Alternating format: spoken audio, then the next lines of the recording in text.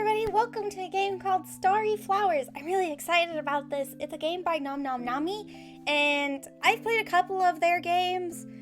I think there's only one on my channel right now. Contract Demon. That one. Great game. Love that game. You should check it out. iCard? Can we do that? Decide. Wow. Am I a real YouTuber now? Mom, I've come so far. Anyway. I'm super excited. I didn't... I do this a lot. I don't really check to see what the game's about because I just get so excited to play the game. But this game, she looked cute as fuck. All I know is it's very gay, probably. Hello, and welcome to the deliciously romantic tale of my first love. Aww. There's just one thing before we begin. I can grant you the power to choose my accessories at various points in the story. I'm being very gracious to offer such a thing, you know. If you use it, you'd better make me look as adorable as possible. Aww. Aww, so cute. This little feature has no effect on the story otherwise. It's simply for your entertainment should you wish for it. Would you like to enable the dress-up feature? Hell yeah, boy. Then, without further ado, let's get ready for my first date with Pastille. Pastille? Maybe? I don't know. And we could favorite? Wait, my mouse sucks. My mouse sucks. Okay, none, light earrings, dark earrings, so cute. White ribbons, blue ribbons, flower crown, royal crown. So cute. Oh, it's so cute. Oh, little horns. Okay, I really like the earrings. The light colored ones. Choker, dark choker, flower choker. Oh, blue flowers, so cute. Fairy wings, oh. Pretty sparkles, cattail, lovely hearts, angel wings, demon wings. What if we did sparkles? That's cute. I like that. First date. Okay, I'm so excited. Today I met a boy at a candy shop. The moment I saw him, I just knew I couldn't leave without flirting a little. He was so delightfully flustered, which of course only made him that much cuter. When I told him to meet me here, he could only manage to nod in response. So cute. My favorite type to pursue. Wait, but I thought this was your first love. Maybe it's not pursuing for love, but pursuing for other matters, which... Yeah, okay. Ah, there he is now. Oh, hi, cutie. Hey, I hope I didn't keep you waiting too long. Pastille, look at you. And here I thought you looked plenty good in that uniform. My heart was unprepared. Sorry, is it too much? I can change. So cute. My, but I haven't even fully seen what's under that cloak of yours. It'd be such a waste to change prematurely. Right. Forget it then. Besides, it'll be my pleasure to unwrap you later on, my sweet. So cheesy. Oh, even I got flustered. Oh. Now, shall we head to dinner? Okay, lead the way. I truly didn't expect it. He definitely seemed the type to have a more modest sense of style. Thigh highs with a short skirt, or was it a dress? I only briefly glimpsed it. I'm quite looking forward to seeing more tonight. You pervert. The restaurant I decided on is one in my usual rotation. Good for a quiet, comfortable evening. I've got an itch in my ear behind my earbud. For a variety of dates, you must have a variety of locations in mind. Tonight's mood is romantic rendezvous.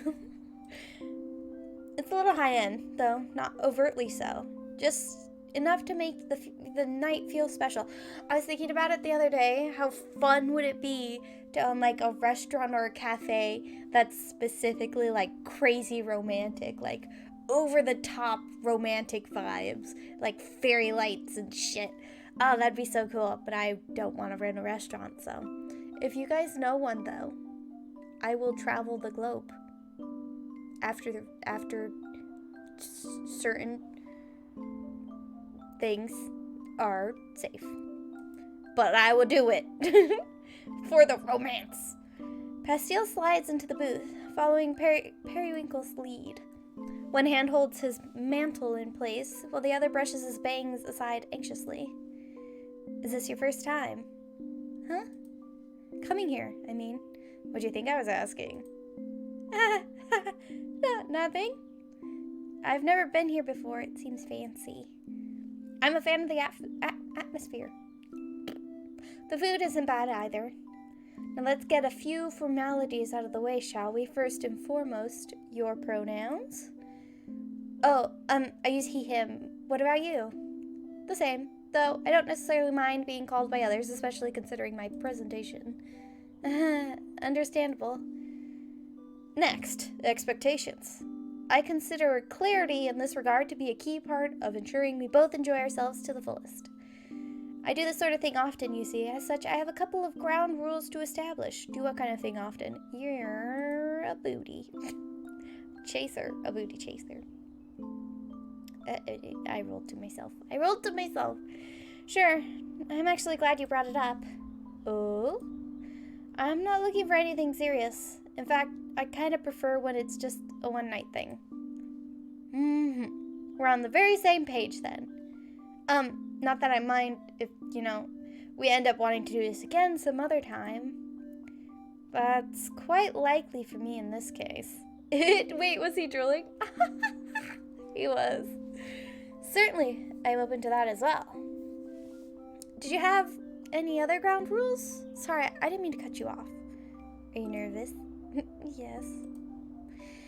You can tell me to stop if you're ever feeling too overwhelmed. That's the other rule. I like feeling overwhelmed to an extent.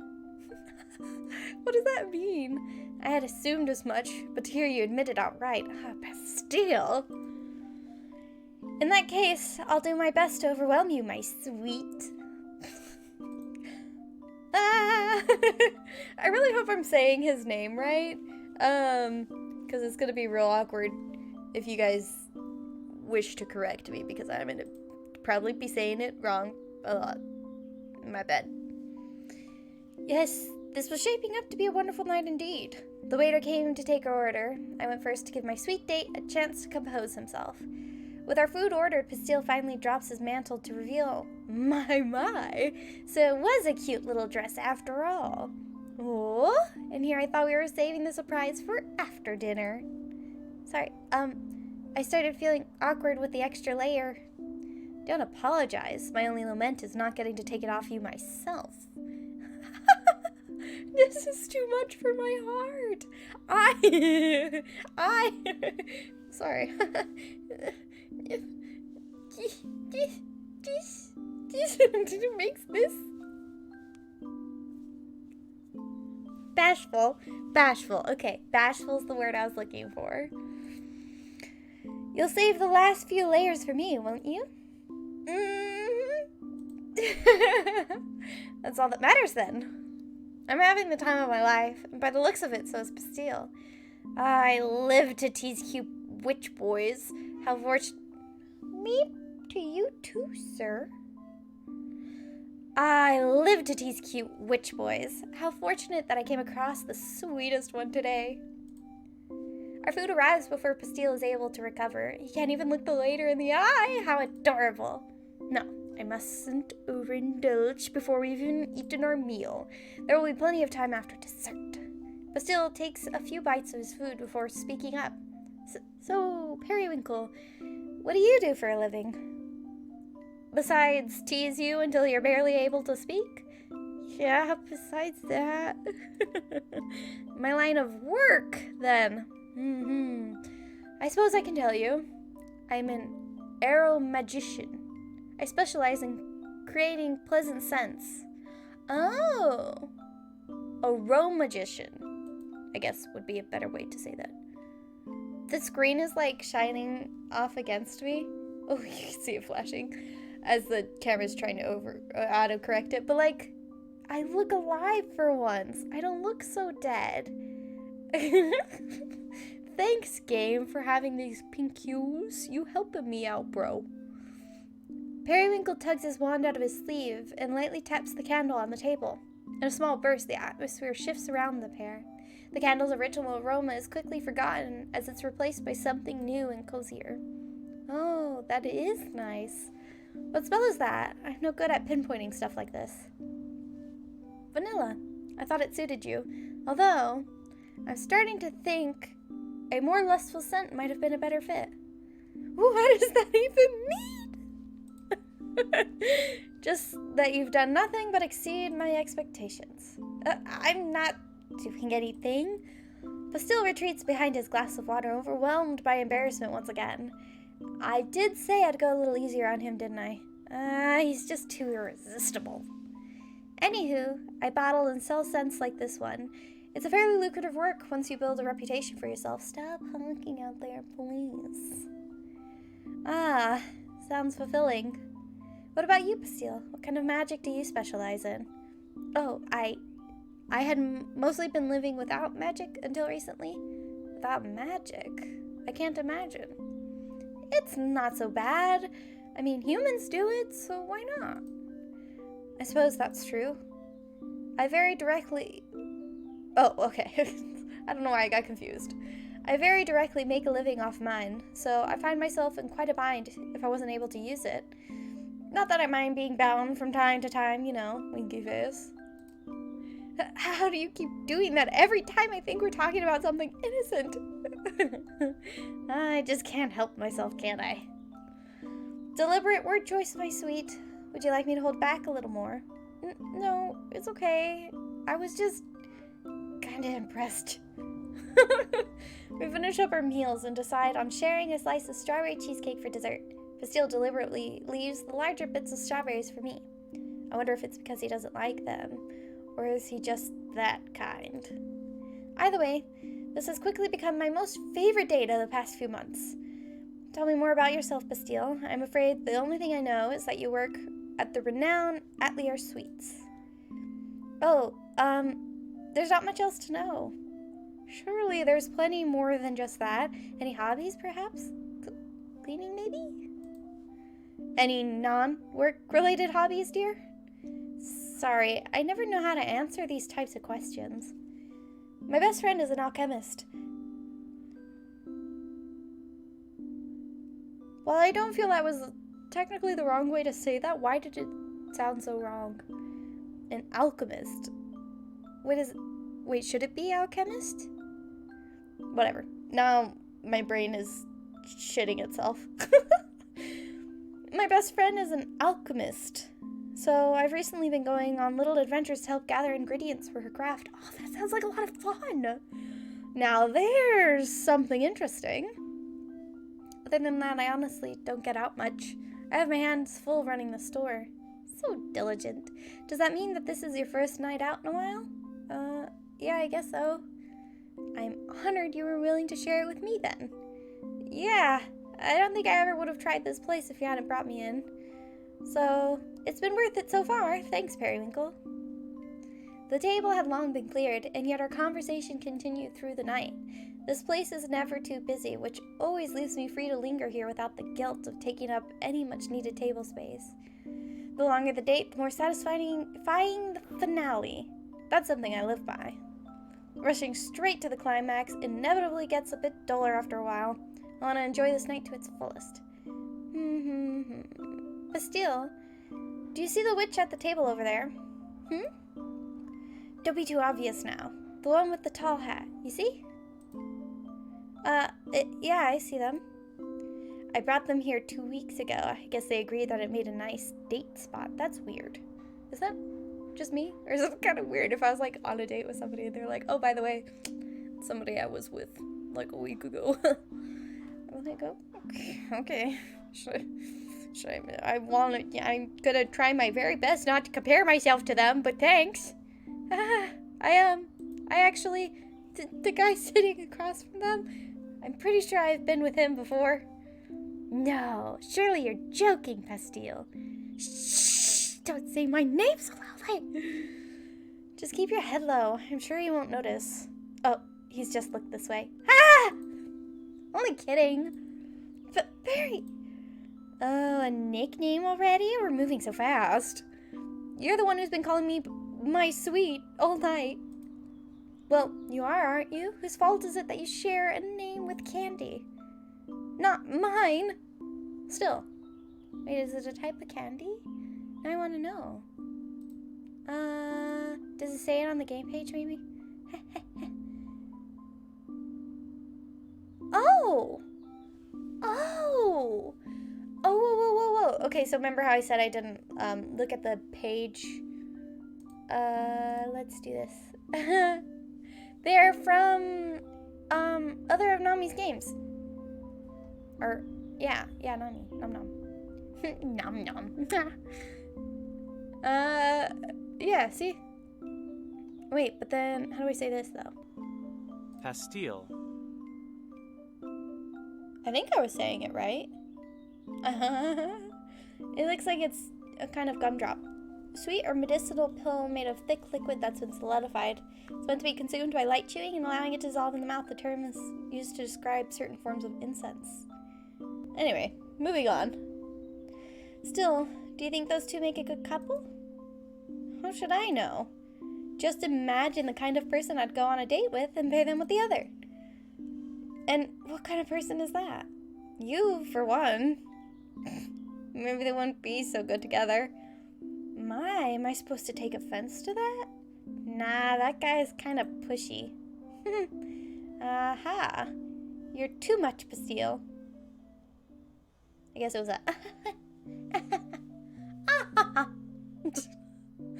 We eventually made our way out of the restaurant that night. It had gotten quite late already. When's the last time I stayed till closing? There was never a moment of awkward silence between us. Only Pastille's embarrassed pauses, clear attempts to steer his mind away from debauchery. As we wander back into the night air, he's the first to speak up again. You could have at least let me cover the tip. Just the tip. Nonsense. I'm the one who asked you out tonight. You don't have to cover a thing. In fact, I'd prefer if you didn't cover... Oh, okay. I saw that one coming this time. You don't have to say it.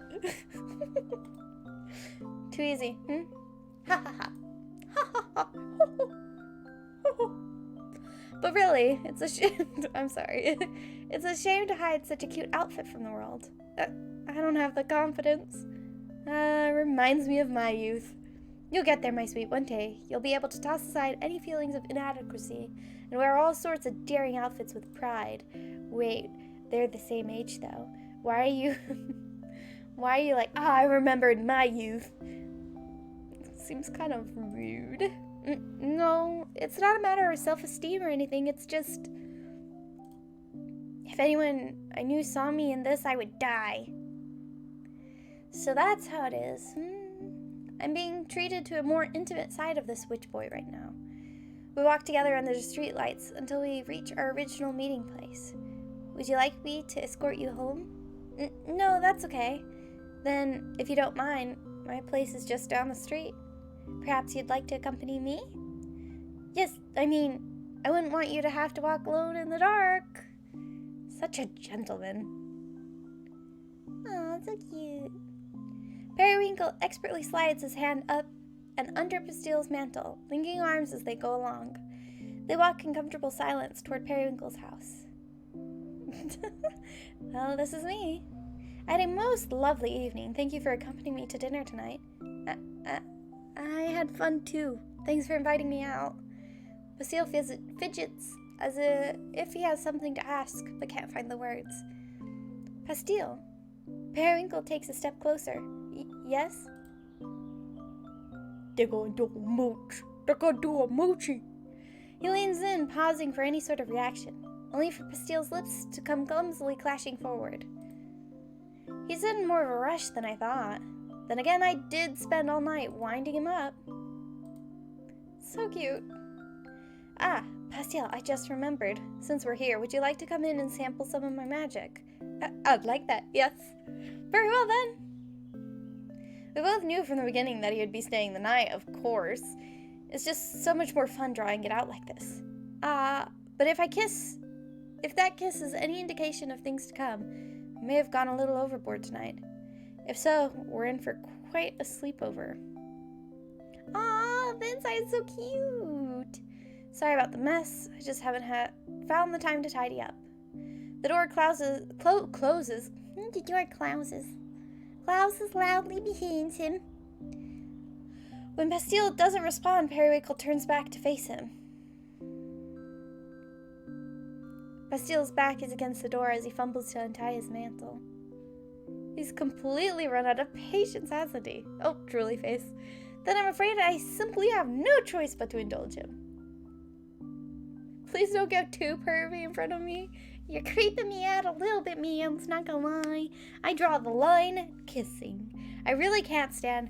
I really, really can't stand it when in like movies and TV shows, people like kiss.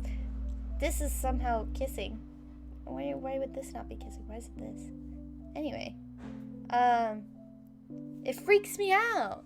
I watch TV a lot with my headphones in, which I'm grateful because when they start kissing, I can just yoink my headphones out and just wait for it to be over. And then when it is, just put them back in and pretend nothing happened. I don't know why it freaks me out so bad, but it does. I shouldn't keep you waiting a second longer, now should I? Don't get too pervy, please. No. I'm not prepared. I just thought it was gonna be romance. But I still need to change into something a little easier to take off. Why would you change? Looking this good comes at a price, you see. I promise I won't keep you waiting. Okay. Periwinkle gives him another peck on the lips and leads him through the cluttered living room to his bedroom door. Chapter 2. Conjured Fragrance. It took me ages to get out of bed that morning. After all, I just couldn't stop thinking about how absolutely adorable Pastille was. He scrambled out of here almost as soon as he woke up, saying he couldn't be late for work. Such a shame. Would have been nice to get one last round in. I did get a kiss goodbye, though. His hair's all down. I love that. That's... The changing between characters is not always something that's available in like indie visual novels, and like it makes sense. It takes a lot of effort to change their clothing and everything to fit the situation, but thumbs up, big thumbs up, like that. Excuse me, I burped. It's nice to feel like a housewife for a moment. But I should get to work too. I have an order to fill, don't I? Periwinkle finally rolls out of bed and gets ready for the day. I think this is interesting. I have coffee. Sorry, let me stir it. It's getting a little watery. But it's white chocolate lavender flavored. That's pretty interesting, huh? Pretty interesting if you ask me.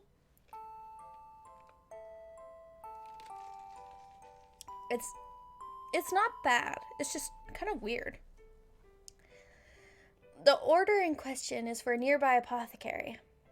Did you know aroma magic? Okay, sorry. I keep trying to say it like aromantic. Why is it? Wait, now that I think about it, why is aromantic shortened to arrow?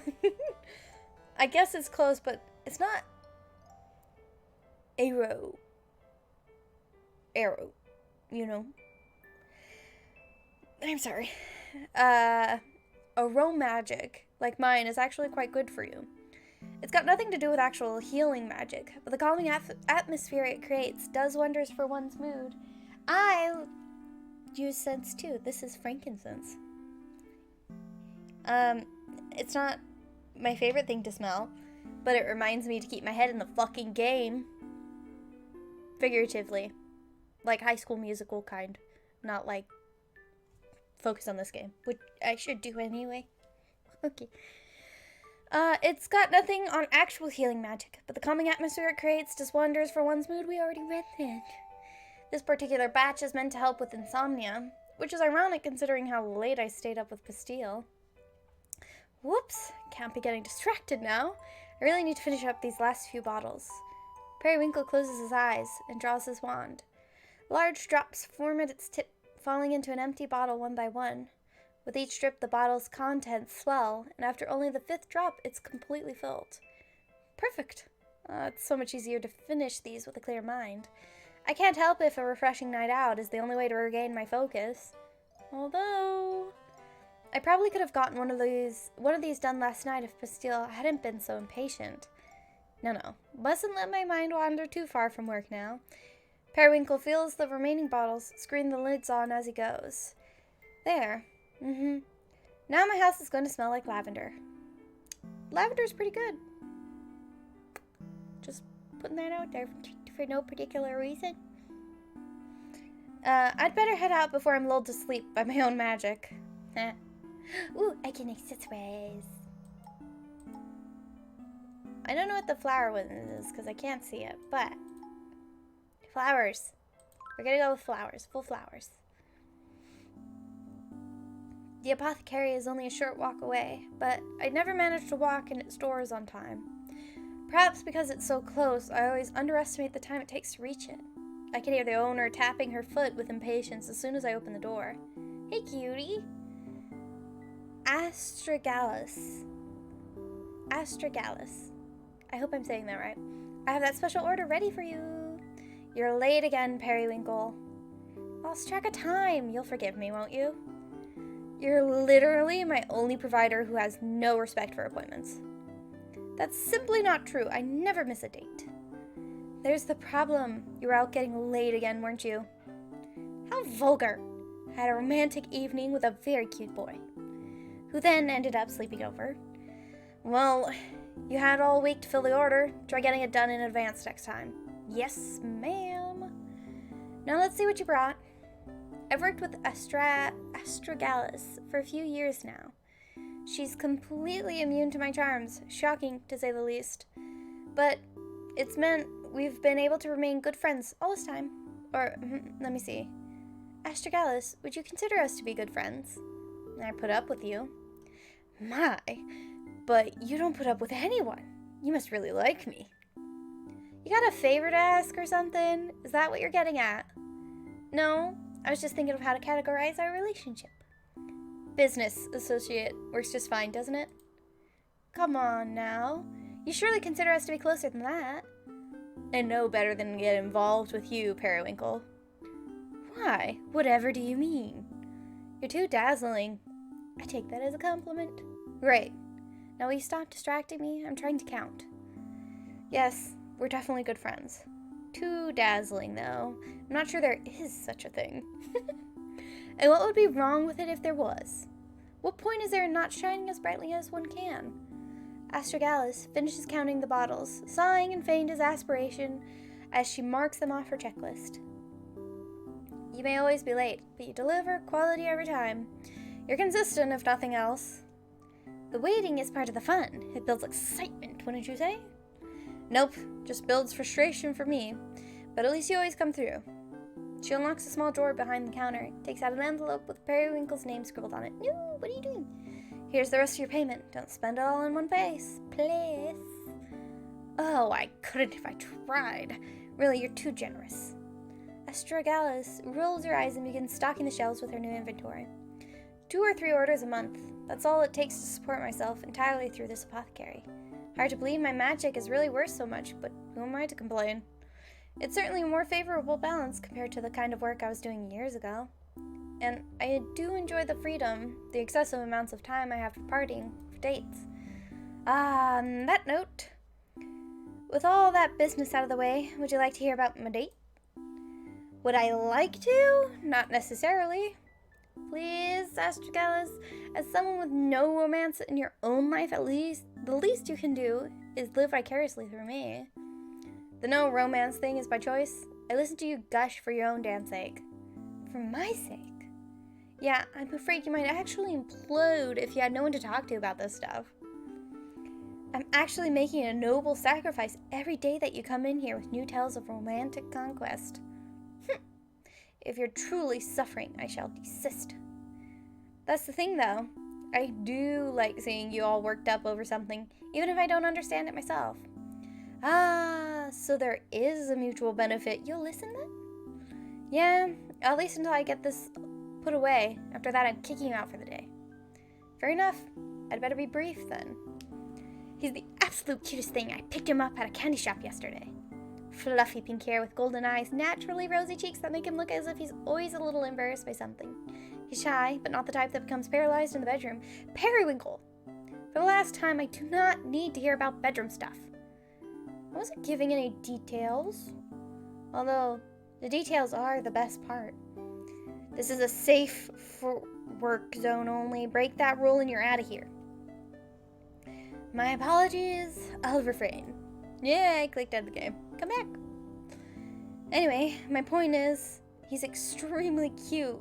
Adorable, in fact. Right, so standard fare for you. Absolutely not. If you were just your average cutie, would I be emphasizing his cuteness so much? I don't meet these people, so it's all the same to me. How can it be? The intensity is so drastically different, perhaps so intense, that I'm having trouble explaining it properly. I'll say, all you've really told me so far is that he's cute and shy. He's kind as well. He saved the best part of our dessert for me without even asking. Wow, I would have led with that one. Oh, enough of your sarcasm. When all of my favorite details are off limits, what do you suppose I'm left with? Well, what really matters is that you had a good night, even if it meant you couldn't get here on time like I asked. I'm already hoping to see him again, to be honest. Oh, yeah? Don't hear that from you often. Really? But I've gone on second dates all the time. This guy got a name? I don't kiss and tell. No, actually, you tell me about everyone, you guess. Come on, if he's really the absolute cutest, it's a shame to keep him anonymous, right? Like, I'm gonna tell anyone anyways. Fine, his name is Pastille. Even his name's cute. Right? I clicked out of the game again, fuck. Oh, that reminds me, he sold me some candies that share his name. Would you like to try? Sure. How would a witch turn down free candy? Periwinkle digs in his bag and pulls out one of the pastilles. He hands the candy to Astragalus, who promptly unwraps it and pops it in her mouth. These are good. Where'd you say this candy shop was? Not far from here. I'll give you directions. Aww. Shortly after telling Astragalus where to find Atelier Sweets, she unceremoniously kicked me out. She'd long finished putting all those bottles away after all. With money in my pocket and no more work to be done for the moment, I'm free to begin pursuing my next date.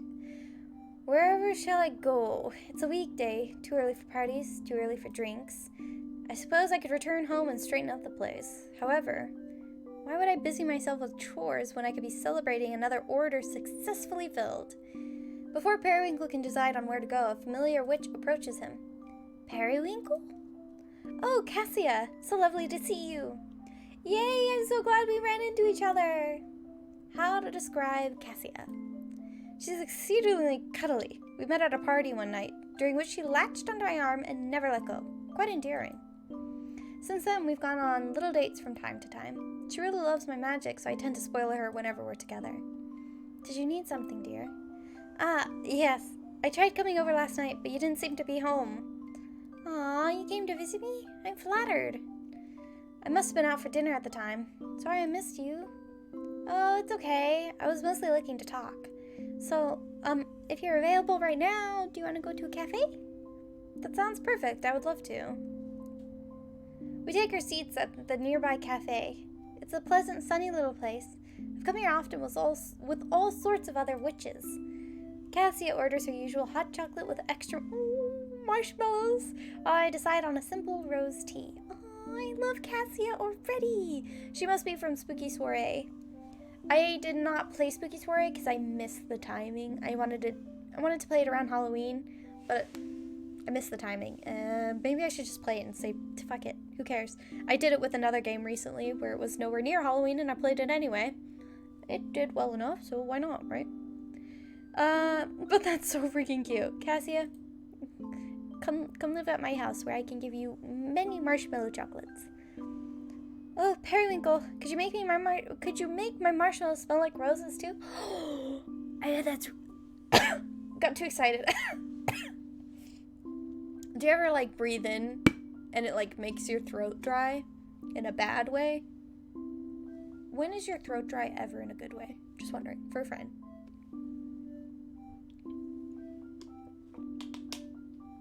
Anyway,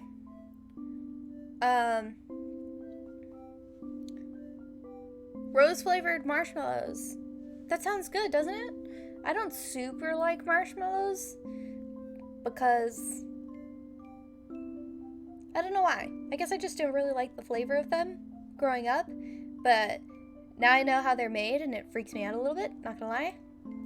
With pleasure. Periwinkle's wand drops from his sleeve and he gives Cassia's cup a quick little tap. Yay! It really smells like roses. Just as you asked, dear. It may slightly affect the taste, so let me know if you'd like the spell undone. Cassia dips her spoon in and lifts a marshmallow to her lips, blowing on it lightly before popping it in her mouth. No, it's wonderful. She truly can find the joy in the little moment. Such a delight.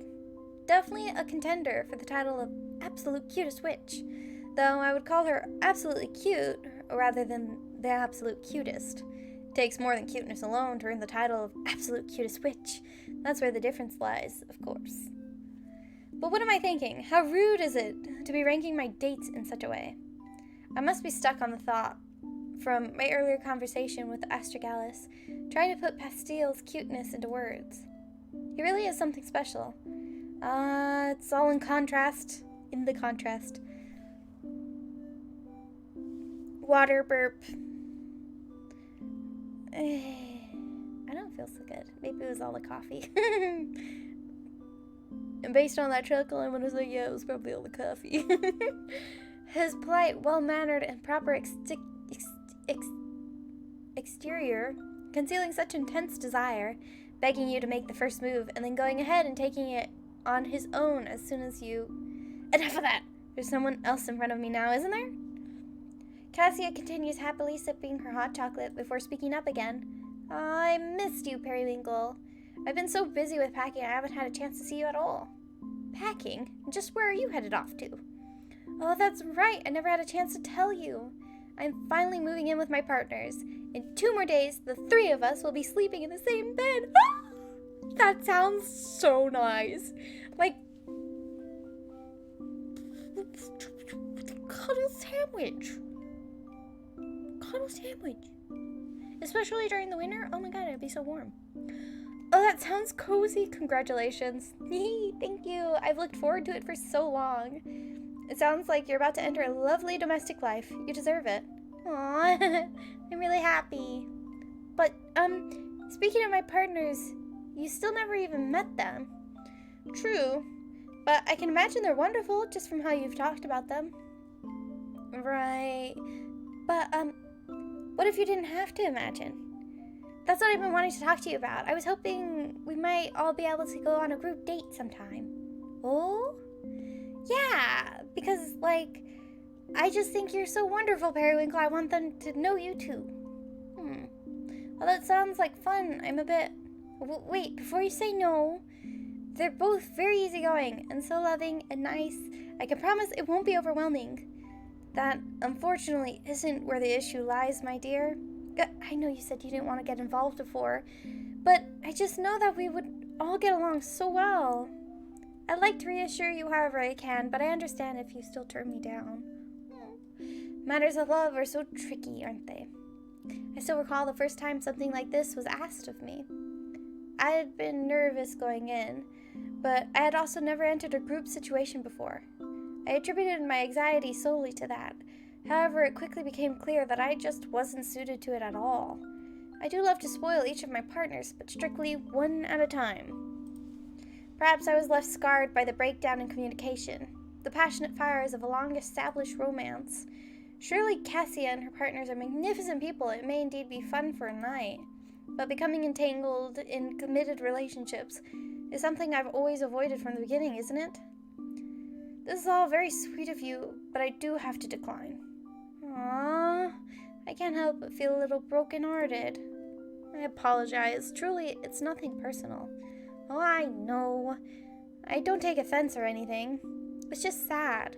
Now that I'm going to be living with them, and knowing you don't want to meet them.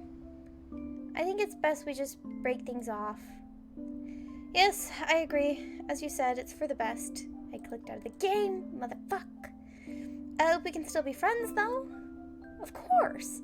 I'm sure our paths will cross every now and again. Yeah, thank you for always treating me so well, Periwinkle. It was my pleasure. Aw, but I wanted to meet her partners.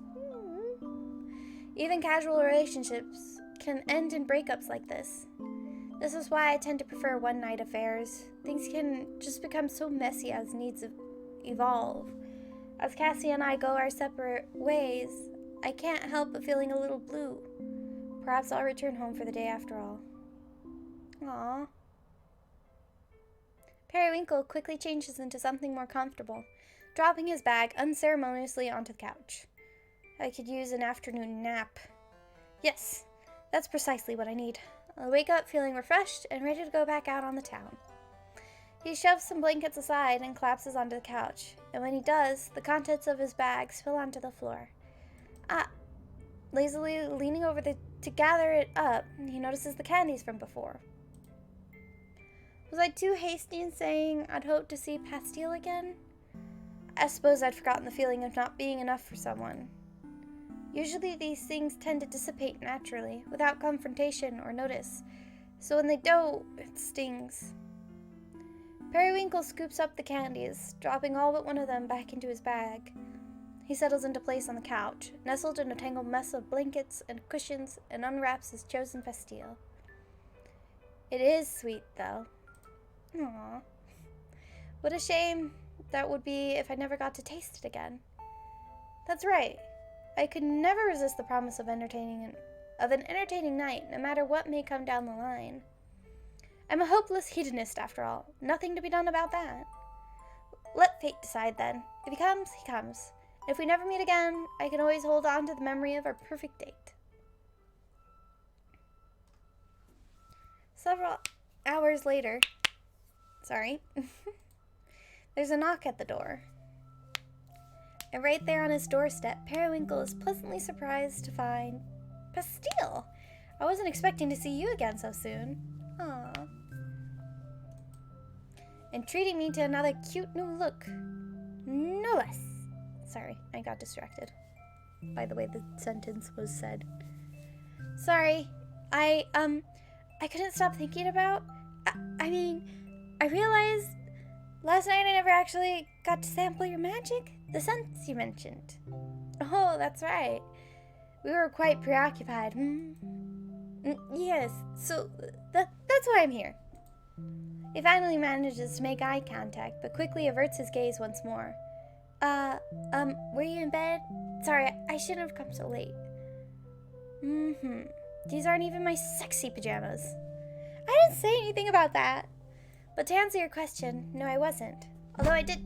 Sorry. Although I did take a nap earlier this afternoon, I've otherwise been enjoying a relaxing night in. Click. And I'm so very glad I didn't end up going out. I would have missed out on this flustered mess. Would you like to come in? Pastille nods vigorously in response. So cute. It's still a bit of a mess in here. I hope you don't mind. There's a path through. I've seen worse. Oh?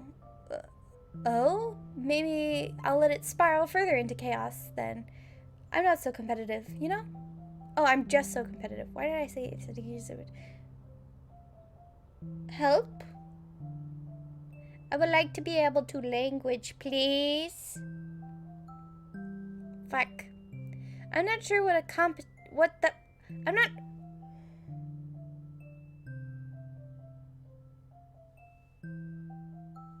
Hey, take a minute. I'm gonna have some water.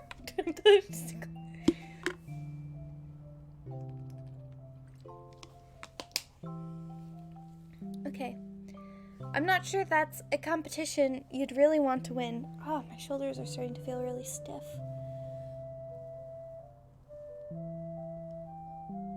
Sorry. Stretch break. You should take a stretch break too. If you've been here since the beginning, it's been 45 minutes. Take a stretch break. Have some stretch. Have some water. Get hydrated. Take care of yourself.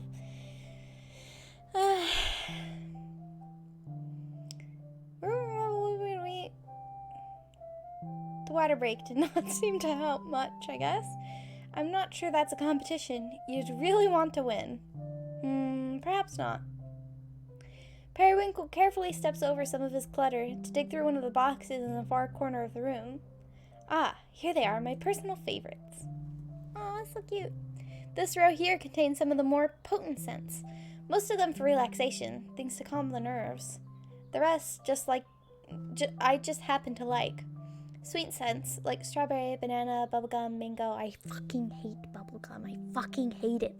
I hate bubblegum so much. I hate bubblegum. Why do you have to like bubblegum? It's so gross. Is there a reason you're only naming candy flavors? Must be a coincidence. Bastille picks out an unlabeled bottle filled with a pale pink liquid. What's this? Watch out. That one's an aphrodisiac. We'll see about that. That's too... Why are you guys so forward? I can't handle this. I can't handle it. I'm bashful. Bastille locks eyes with Periwinkle as he opens the vial without hesitation. How bold. Oh, it's peach. Ha, I almost expected it to be overpowering. Yes, well, the aphrodisiac bit was a lie, but I'm glad you liked it. You're really good at this type of magic. I've never done anything like it. Would you like to try it on? Oh, no, I don't do perfume or cologne or anything like that. You've never tried it? Oh, so would you say you're a perfume virgin then? I'm not. Who even says things like that? In my line of work, you'd be surprised. It's probably just you. Maybe so. If you're not going to try it, I'll have it back now, please. I could try. I just don't know how I'm supposed to apply it. May I? Aww. Bastille nods, handing over the small vial. Periwinkle seals the opening with his fingertip, swiftly tilts the bottle over and back. Here. Aw, so cute. He lightly rubs a spot on Bastille's neck, engulfing them both in the pleasant scent of his magic. Their eyes meet, neither of them daring to be the first to move. Maybe the aphrodisiac bit wasn't a lie after all? Bastille breaks the spell, rushing forward with a sudden kiss, and then retreats just as quickly. Sorry, He certainly is impulsive. Not that I mind at all. Aw, look at that. Look at the face he's making. Of course he doesn't mind. I'm more than happy to go along with your little game, Bastille. Oh no, my own magic is working too well. I guess there's no choice but to have my way with you, my sweet. Oh no. Bastille's half-hearted protests end there. Periwinkle's hands are already upon him and will continue to be for the rest of the night. Fucking perverts. Chapter 3. Missteps. Over the next month or so, we fell into quite an enjoyable pattern. Bastille would show up at my doorstep maybe once or twice a week. Sometimes we'd go out to dinner, but mostly he'd just spend the night. It was starting to become almost routine, though each visit was somehow just as exciting as the last. The details of which I'll choose to keep private for Bastille's sake. That boy is insatiable, I will say that. Inevitably, after seeing someone for long enough, one begins to pick up on their habits. Cute habits. Like the way he kisses me on the cheek before rushing off to work in the early morning. The way he runs his hand through his hair when he's thinking really hard about something. Even his knock is specific. Once lightly to test the waters, a pause as he gathers his courage, then 3, 4 firm and evenly spaced. I'm not sure which of these habits he's conscious of, but there's one I've decided he must be acting knowingly, which is his habit of leaving one of his personal effects behind with each visit. First a barrette, then an earring, his choker, a bracelet, Then he returns after a few days with an apology explaining he had just come to pick up whatever he had left behind. Sure, Pastel. Keep creating your little excuses to come back here. I'll happily go along with them. What fun. I wonder if he'll come looking for... what he'll come looking for this time. Periwinkle gathers up the discarded garments that had been left strewn across his bedroom, tossing them into a pile to be dealt with later. He couldn't possibly leave his underwear behind, could he? No, that would be impossible to explain. An earring, sure, but there's no way he'd walk out of here like that. Periwinkle hums to himself as he makes the bed, double-checking between the sheets while he's at it. I'm almost disappointed. It's been so consistent up till now. I suppose he could just be that forgetful. Unable to find anything of Pastel's in my bedroom, I decide to spend the rest of the morning cleaning up the place. Now, mind you, I never let my house get dirty, only messy. Oh, I understand that. Leaving garbage or food waste about is out of the question. Everything else, though. Yeah, I'm the same way. It's not dirty. It is messy, though, sometimes. Like, I recently was playing with perler beads, so of course I had to drag them all out, and now they're all over the floor in my office, waiting to be picked up. But the floor's clean underneath that. It's simply that many things don't make it back to their proper place. Or rather, I can never decide on a proper place for many of my things. Toss them into boxes, shuffle the boxes around the room, and suddenly they become unmanageable piles. To truly put everything away, these would all have to be emptied and sorted. A daunting task, to be sure. But it has been a while since my last attempt. May as well put in some effort. But where to begin? I suppose my work supplies have been a little difficult to navigate as of late. Jesus. That's an achievable goal now, isn't it? Okay. Put my... There's a shelf on my desk that's lower than the top that I put my mouse on, but it's too slick, so the mouse doesn't always read. So I moved it, but it hurts my shoulder to have it up so high. Periwinkle begins with a box of his favorite perfumes that had been sitting out since one of Pastel's first visits. Ah, yes, the aphrodisiac. That was a fun night. He packs the bottles back into their places, then closes the box, sealing them safely inside. This should go... perhaps it's better to set it high on the bookshelf? If I just rearrange things a bit, there should be room for everything.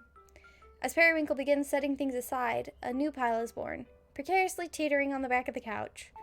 He places the box just where he wants it, and then stacks his various books and knickknacks around it.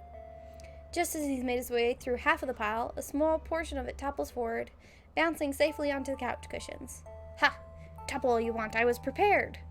He finally notices Pastel's jacket, which had expertly blended into the blankets and cushions around it. Aha! Just when I'd finally worked up the energy to clean around here, what do I find? Yes, this is no mere case of forgetfulness. It was indeed a little game all along. Periwinkle giddily laughs to himself, excited to have been proven right. You've escalated it too far, Pastel. To leave your jacket behind is just ridiculous. He leaves me no choice. I'll have to return this myself. Periwinkle abandons what he's doing and skips off to his room to get dressed. Oh, I get to accessorize. And we're in a different outfit. Oh, the light earrings match. But, like, I want to do something different. Oh, it matches. Okay, wait. Oh, the little hair bows, though. Flower crown. Kitten ears. Oh, bunny! Totally innocently returning his jacket. Ooh, let's do the blue flowers. Yeah, it's too cute. That's too cute. We have to. I hadn't had a chance to return to Atelier Suites since first meeting Pastel. He was the one always showing up at my doorstep, after all. There was no need. It's about time I paid him a visit, yes? I could restock all my favorite candies as well. Upon reaching Atelier Suites, though, I hesitate. Would it be rude to barge in while he's working? I just know I wouldn't be able to resist teasing him. As to not become a nuisance, I shall make my presence known from here. Periwinkle boldly approaches the bench directly in front of the candy shop and sits down. all while wearing Pastille's forgotten jacket. And now we wait. A few minutes pass. I can see Pastille through the shop window. He's currently preoccupied with a customer. Luckily, I brought a lunch. A simple peanut butter and jelly sandwich. I love peanut butter and jelly. Will he notice me before I finish? The customer is walking out now. Our eyes met. Pastille turns away, pacing a bit. I take another bite of my sandwich, still watching intently. He stops for a moment in front of the door behind the register, until finally making his way out of the store, broom in hand. But instead of coming over right away, he turns his back to me, sweeping the sidewalk in front of the entrance. Perhaps he has a strict supervisor? He keeps glancing over his shoulder. Just come over here, you silly boy. His face is quite red, so I can say with confidence I've successfully overwhelmed him once again. I finish my sandwich by the time he approaches. He takes a seat on the opposite end of the bench. I thought you were ignoring me. No, I was just trying to decide what to do. Was this a bad time to return your jacket? Not the worst time. Periwinkle unzips the jacket and shuffles out of it, casually folding it into his lap. I found it whilst I was cleaning up the place. I suppose I could have waited for you to return, but since I was in the area. Right, sorry. It's my fault for leaving it behind in the first place. Pastille can barely look me in the eye. It doesn't stop him from stealing glances at what I'm wearing. But who could resist that? Or wear my cutest dress for this? Something seems a little off, though. He's usually a bundle of nerves, yes, but this is a bit much. I'll get right to the point, then. Oh, Pastille, you know, you don't have to plan excuses just to visit me. Look at how cute they are. This really, stiff pose. I wasn't planning anything. I just forgot it on my way out. I find that hard to believe, considering you forgot exactly one thing each time you visit. Really, you should be more honest. Sorry. Thank you for returning it. Oh, it's my pleasure. It gave me a good excuse to see your flustered little face again. Periwinkle sets the jacket on the empty space between them and rises to take his leave. But Pastille gently grabs his wrist before he goes. Perry, I'm sorry I made you think I was ignoring you. I was only teasing, my sweet. Still, I can't, I'm not ready to be open about who I see outside of work. I like keeping things very discreet. I don't want to have to explain anything to my friends. I'd die of embarrassment. So that's why. Understood. I'm actually used to being someone's little secret. That didn't sound quite right. What I'm trying to say is I don't mind at all. From now on, I'll just continue to let you come to me. Thank you. Sorry. I don't know what you keep apologizing for, Pastille. I'll see you around, yes? Pastille nods and finally lets go of his wrist. A misstep. A huge misstep. I should have guessed it from the hints he has given. Just a few things he said here and there. It was enough to put it together, wasn't it? The most obvious one being that he always comes to me, and not the other way around. Our comfortable pattern that I recklessly interrupted. I should have known from previous encounters with closeted individuals. What's supposed to be a fun, surprise appearance can turn so quickly into a desperate rally to cling to normalcy. Carefully constructed lies to conceal a piece of yourself that may not be accepted, whether it's by the individual himself or by their loved ones. Certainly an unenviable position to find oneself in. Pastille and I had been seeing a lot of each other during this past month. Was this the inevitable breaking point then? It could only become more complicated from here. But it was going so perfectly for so long. Perhaps I'm being overdramatic. I haven't grown tired of him at all, which is precisely the problem. Unwilling to return home so soon, I walk in the direction of the apothecary. Astragalus will be able to knock some sense into me, she always does. That hurts me. Astragalus, are you busy? Ugh, I know that whine. You've shifted into dramatic bitch mode. Take pity on me. I've had a bad day. Alright, you baby. Tell me what happened. Things are slow today anyhow. Astragalus listened patiently as I explained the events of the day. I've learned to come straight to her whenever I find myself unable to make a decision. Although she often puts things far too bluntly, I do always end up feeling more grounded after her consolation. So, You're upset because you overstepped his bounds? Accidentally! You always leave out the key information. And now you think it's over between you. When you put it like that, I really do sound dramatic. I mean, you are, but you also have a point. If you want to avoid things getting complicated, this is your sign to get out. I gotta say, though, for two guys who aren't in a committed relationship, you sure do sound like you were in one. It's purely casual. I've been seeing a few others in the midst of this, but all you talk about is pastille every time you come in here. Ugh, I know. I just wish I hadn't gone to return the jacket. It was supposed to be fun, but now... Yeah, honestly, I think he's being unfair. He shows up at your place whenever he wants, right? Yes, but I don't have anything else going on. He has a respectable job and all. Sounds like you just have less self-respect. This guy isn't treating you right. Now that's unfair. He simply said he wasn't ready. It doesn't mean... Making excuses now. You really are hung up on him. This is too hilarious to watch. Enough! I simply cannot help it if he's just the cutest thing. Of course I don't want to stop seeing him. At that moment, a familiar chime sounded, marking a customer's arrival. I turned my head instinctively to see Periwinkle? Oh my god, you look so cute today. Why, thank you. I certainly didn't expect to see you here, Jam. Astragalus walks into the back room, still laughing at Periwinkle's expense. I've been coming here to buy your magic. Remember when you did a little demo for everyone at that one party? You totally sold me on it back then. I've done a few, so I can't recall, but I'm happy to hear it regardless. So, what are you doing here? On a date or on the job? No date today. I ruined my chance at that. Aw, man. What? Such a bummer. Really, never thought I'd hear the day you, of all people, couldn't get a date, though. You date like everyone. It'd be more accurate to say I go on dates with everyone rather than actually date them. Same diff. You're like the thirst master. She's right.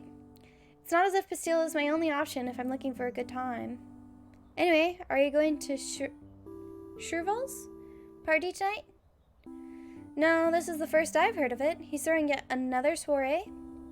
Yeah, I'm surprised you didn't know. It's been a little. Sorry. I suppose I've been more out of the loop on these things than usual. I haven't bothered with as many parties since... Well, you should come. They're good luck. Like, in terms of love and romance. Clicked out of the game. I mean, I'm finally dating my best friend thanks to that last one. Marzipan, wasn't it? You weren't together before that? I knew everyone thought we were. Ugh, so embarrassing. I guess what matters is we could finally be totally honest with each other, though. I'm really happy. Well, congratulations. You deserve that happiness. Yeah, so, like, if you ever need relationship advice, yeah. Oh, but I guess you wouldn't since you don't actually date anyone. Periwinkle hears Astragalus snorting with laughter in the back room. How dare she! I came here to be comforted, not ridiculed. Damn, dear. What time did you say that party started?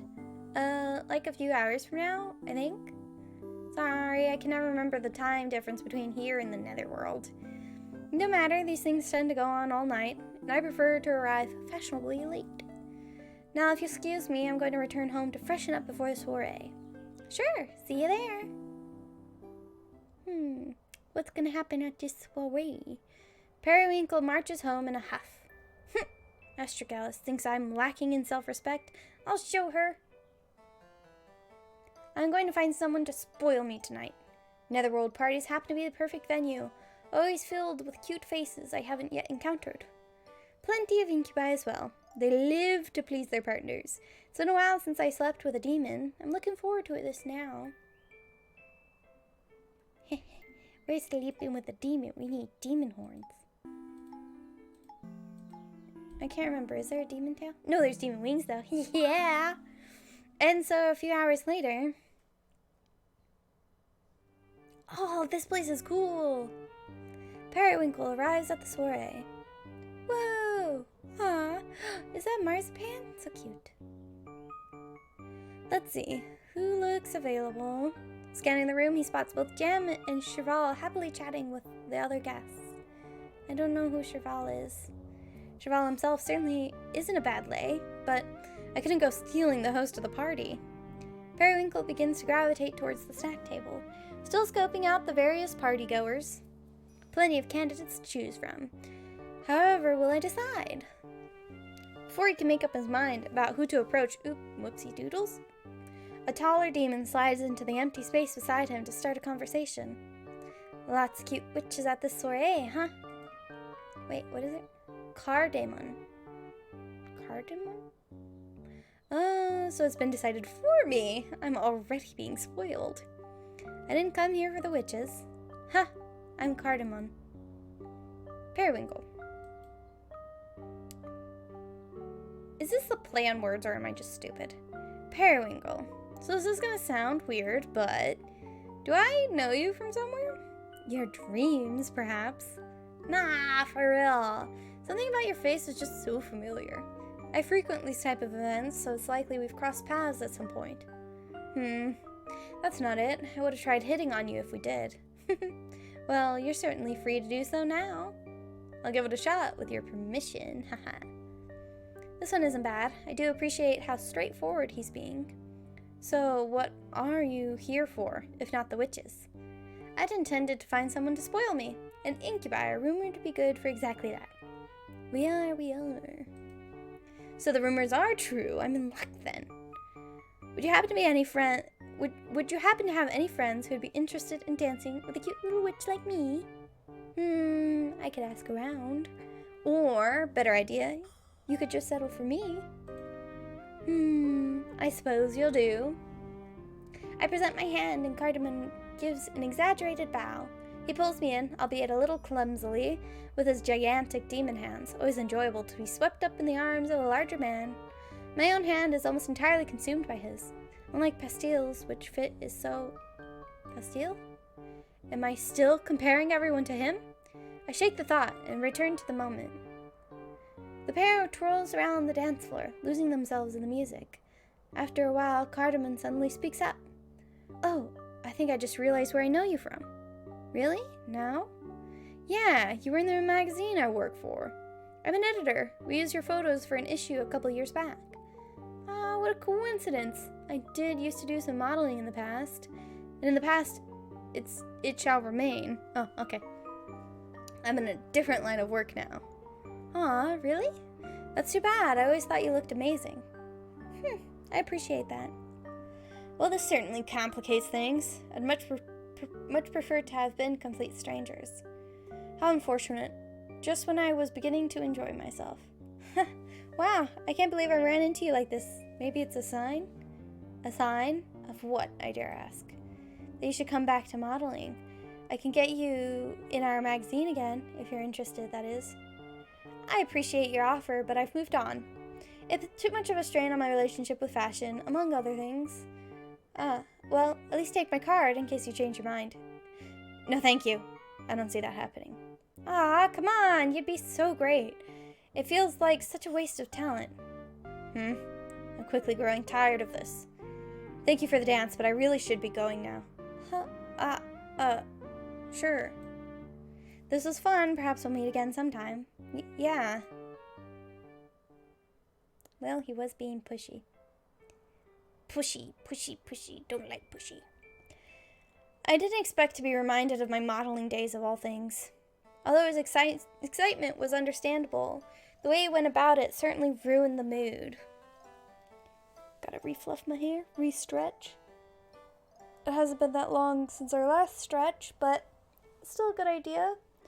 Keep the body engaged. Ow, my fucking shoulder hurts. I will do some yoga after this. Yes, that sounds delicious. Although his excitement was understandable, totally ruined the mood. I hate to admit it, but I'd gone into this night far too unstable to begin with for such a small thing to get to me. I'm not even here on my own terms, am I? This is all to prove a point. That's certainly not in the spirit of a friendly soiree. It's best if I just return home and... Periwinkle, wait! He turns his head to find that Cardamon has chased after him, stumbling into the lonely night air. Hey, I'm sorry if I said anything to upset you. Upset me? Perish the thought. It's simply that I'm feeling a little off tonight. I realize I may have come here for the wrong reasons. Look, I'm sorry that I suddenly started talking about work. That wasn't why I approached you at all. You came here for a good time, right? Well, a party's definitely the place to find it. Heck, it's what I'm here for too, so you're not wrong to come looking for that. He's completely misread the situation. Although, it is starting to look salvageable from here. Anyway, please forget about the magazine stuff. It doesn't matter. We're having fun before that, right? Dancing was nice, yes. I want to do more than just dance with you. Oh, there it is. Now we're getting somewhere. No, and little drool is back. More than dance? And what could that mean? Huh, well, don't make me spell it out. A kiss, perhaps. Sure, and well, whatever else you'd like to do. As an incubus, I live to please. Since he apologized, I may as well. Kissing is a fine start. Cartman holds out his arms, inviting Periwinkle into his soft embrace. Periwinkle's hand, both of them, glide up his chest, maybe more than two, I don't know. I clicked out of the game. Glide up his chest, and he wraps his arms around the demon's neck. Their faces just inches apart. He pauses. I didn't expect him to close the gap. Wait, I expected him to close the gap. Pastille would have kissed me. I've grown far too accustomed to that. So I automatically... Shit, this was a mistake. Periwinkle gives him a light peck on the cheek before pulling away. My apologies, I too need to get going now. Huh? I shouldn't have led you on. I'm terribly sorry. No, don't worry about that. If you don't want to, it's fine. I'm a little confused, though. Did I do something wrong? It's not you. You're very nice. Very firm muscles. Thanks. If it were any other night, things would have gone very differently. Please believe me when I say that. Seriously? Is all this mysterious talk supposed to make me want you less? I'm sure you'll have great luck with the witches inside. You're very charming. Damn. Well, alright. Get home safe, Periwinkle. Hope to see you again on any other night, like you said. Thank you for Could you stop clicking out of the game, please, Soph? Thanks. Thank you for keeping me entertained. Farewell. I shouldn't have come. What exactly have I proven here tonight? That I'm willing to pursue the first pink-haired boy I come across out of sheer desperation? I wanted Astragalus to be wrong for once. To admit that I'm hung up on someone is just... I don't feel like myself at all.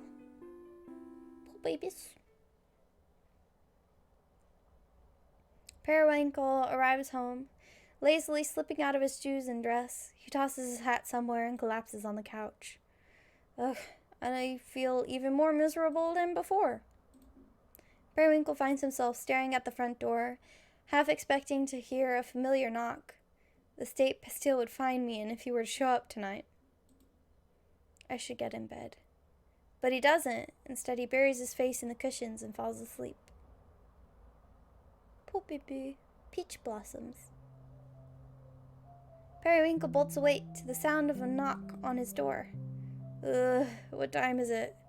He rises from the couch and lightly treads over to check who might be visiting him so early in the morning. At first, I thought my eyes were playing tricks on me. It took several moments to register the fact that Pastille was on my doorstep. The knocking comes again, snapping me out of my stupor. One moment, please. Periwinkle gathers up the clothes he'd left on the floor and stuffs them out of sight. Next, he scrambles to the bathroom to check his makeup.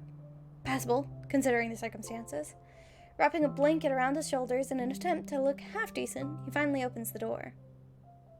Hi, I took the day off, Sorry, did I wake you up? Yes, I had a late night. Come in. I'll be ready in just a moment. Pastille is here. But why is he here? A day off. Not that he has the day off, but that he chose to take it, and then came here. Let's put that aside for now. I need to get dressed. Periwinkle scurries back into his bedroom to change while Pastille waits politely by the door. So your day off, And you chose to visit me? I'm flattered. Well, it's not just a visit. I was hoping to, take you on a date. Oh, a date? Usually reserve those for dinner time, haven't we? I wanted to make up for yesterday. So, if you didn't have any other plans, I was thinking we could just hang out for a while?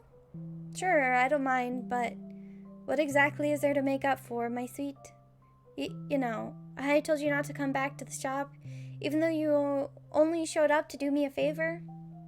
He has it completely backwards.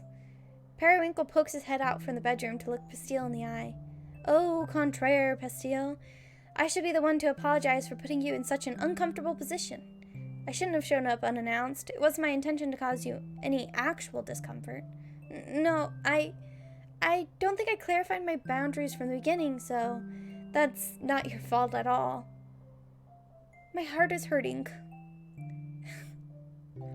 I'm sorry if I don't have, like, the same gusto. My heart is really hurting right now, and I just... Why? Then it seems everything is fine now? Perhaps I could get to know those boundaries better during our date then. Why does it sound suggestive when you say it? Periwinkle retreats back to his room with a smile. This boy has truly caught me off guard. I'm almost frustrated that the spiral of guilt and confusion I lost myself in yesterday could be resolved so quickly. That's all it was. I had merely been fixating on my mistake. It had nothing to do with Pastille, per se. He just happened to be the one at the center of it. So, of course, all my attention was unnecessarily directed towards him. There's no problem then. Which means, as usual, I can enjoy our date to the fullest extent. Well, do tell me where we're headed. I'll need to know if I'm going to pick something to wear. Oh, you haven't had breakfast yet, have you? Let's get something to eat first. Actually, could you come in here for a moment? Yes? I thought it might be fun to have you choose the outfit I wear. Are you sure? The clean clothes are in that pile, dear. Okay, Pastille begins to sort through the pile of skirts and dresses, taking extra care to fold the ones he sets aside. How about these? He approaches the folding screen and holds the clothes out to the side for Periwinkle to take. Oh, these are nice picks, but no underwear? Weren't you already wearing some? So scandalous, Pastille. I didn't know you had it in you. Please, I'll find you a pair. I'm only teasing, my sweet.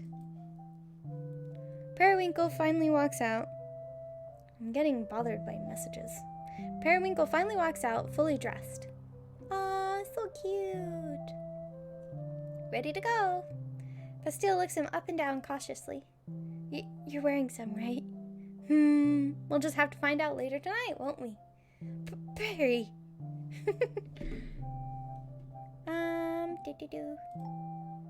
Oh, white earrings. Yes, of course. What does the flower one look like? Oh, yes, the flower one. Okay. What a lovely day for a date. We walk side by side, Pastille with his hands stuffed into oversized pockets. So cute. He's in the perfect position to be clean to, but I must refrain. I doubt he'd be comfortable with me hanging all over him in broad daylight. Besides, there's no need to jump into such overt affections just yet. When we reach the cafe, Pastille orders us some donuts to share. I wonder what else he has planned. He only mentioned hanging out. Who knows what that could entail? Munching away at our breakfast, I study his face for clues. He really is so cute. I remember the choker. He wore it on our first date as well. And that's the same beret he left behind after one of our sleepovers. Such pointed choice in accessories. Now my staring has embarrassed him. You're too easily flustered, my sweet. Forgive me for staring. I was trying to intuit what you might have planned for us after this. Oh, nothing in particular. Wandering around town is enough for me. I see. Loitering does facilitate conversation quite well. As long as we're out and about, we won't end up, Oh, is he going to say it? You know. Of course not. I actually like when we get to talk. I mean, not that we don't when I sleep over, it's just a different kind. True. Sorry, now I feel like I'm talking too much. Not at all, my sweet. I have to say I rather enjoy our chats as well. Even if you can't resist cutting them short once we're behind closed doors, winky face. I'm really sorry. It's simply too much fun. But this is no time for my usual teasing. I can't forget what brought us here. This is the perfect opportunity to become more deeply acquainted. I'll learn all about Pastille, so that I don't end up crossing the line again. My heart still hurts. Ugh, I'm sad. I feel like sadness.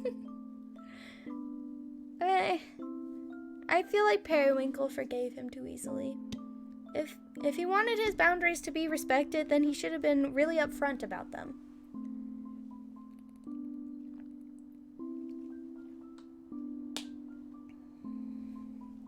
And so, you know, my heart hurts. I'm on Periwinkle's side. In the interest of defining boundaries, are there any subjects I should avoid bringing up with you? On that note, has there ever been anything I've said that caused you discomfort in the slightest? Please don't hold back. Nothing really comes to mind. I mean, I've always felt pretty comfortable around you, so we could probably talk about anything and it'd be okay. Anything, really? Surely you must have some sensitive topics you'd like to avoid. I guess so, but I wouldn't really be worried talking about them with you. Actually, you might be the most attentive person I've ever met. Maybe that's why I'm not worried at all. I'm glad to hear that. But you've certainly piqued my curiosity. What kinds of sensitive topics, if you don't mind me asking? Like, for example, you've never made me feel weird about gender stuff. I'd certainly hope not. That one's a bit sensitive for me as well. See, that's why it feels okay to talk about with you. I'm, well, not very masculine, so I get mistaken for a girl every now and then. Not that it's something I get mad about or anything. I've always dealt with it ever since I was little. Still, I think it bothers me in particular since, well, you know, I'm intersex. Right. I want to be recognized as a boy, but I like wearing feminine clothes too. Yes, that's it exactly. I feel the very same. Right? Like, I don't want to be limited to presenting only one way, even if I'm fine with boyish clothes too. For me, it's simply about looking beautiful. I dress to fit my ideal. It's not a matter of gender, but aesthetic preferences. These are the clothes I feel best in. You, look really good in them too. Why, thank you. And I must say, your sense of style never fails to impress. I'm glad you like it. Pastille sips his drink while Periwinkle continues. When I was young, I didn't have the confidence to dress so beautifully. Can you even imagine it? You without confidence? No, I'm not sure that's possible.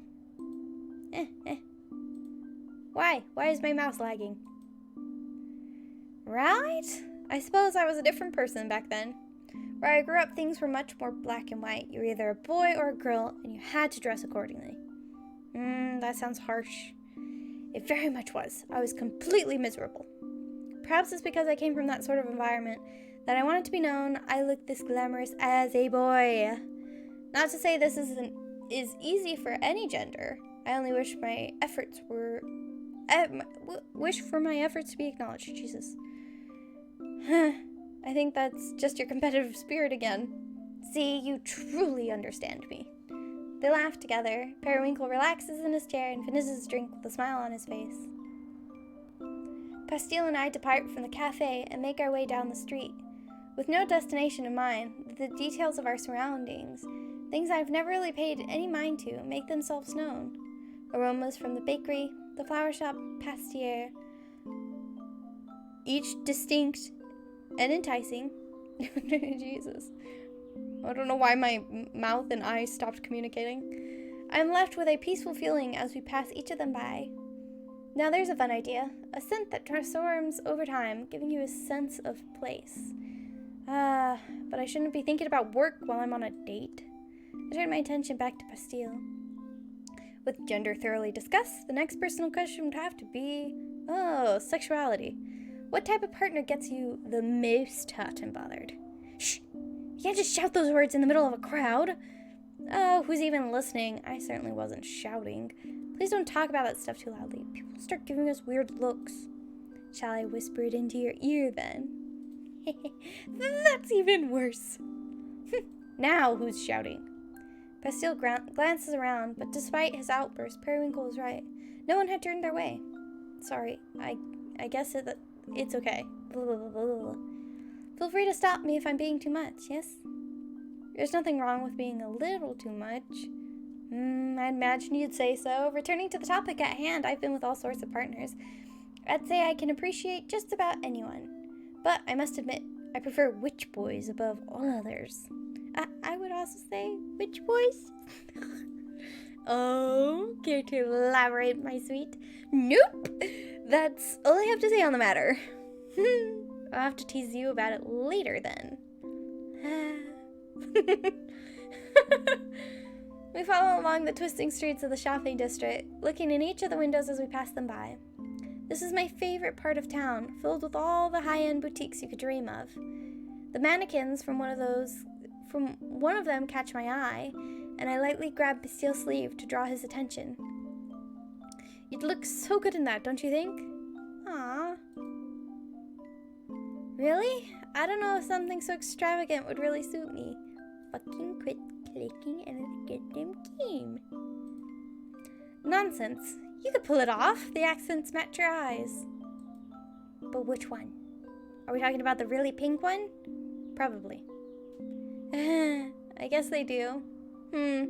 But you'd look great in that one too. Oh, in that one. You're pointing to everything. Yes, well, the alternative would be to say that I'd like to see you in nothing at all. Haha.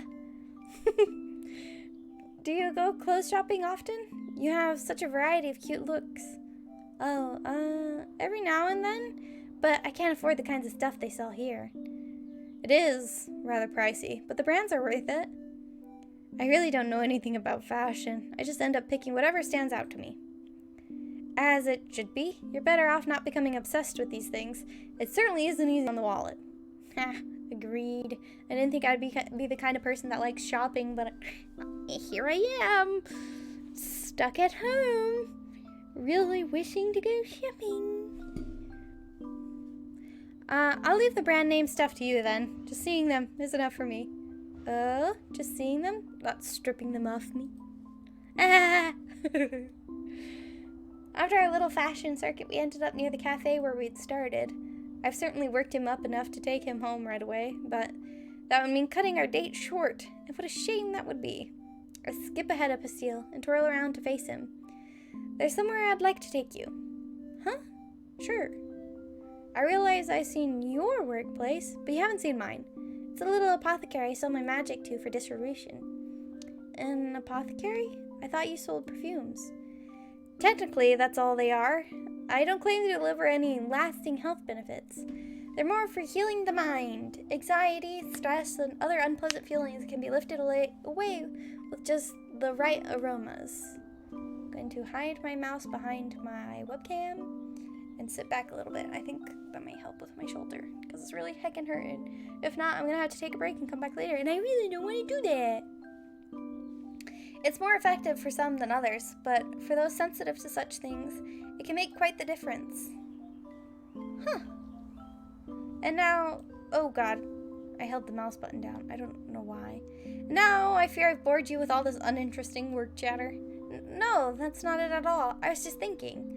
It's really admirable that your magic can be used to help people like that. Admirable. Selling candy, I think, makes people happy too. Maybe that's what's fun about it. Not that I'd ever claim our candy is healthy, either. If anything, you might get cavities.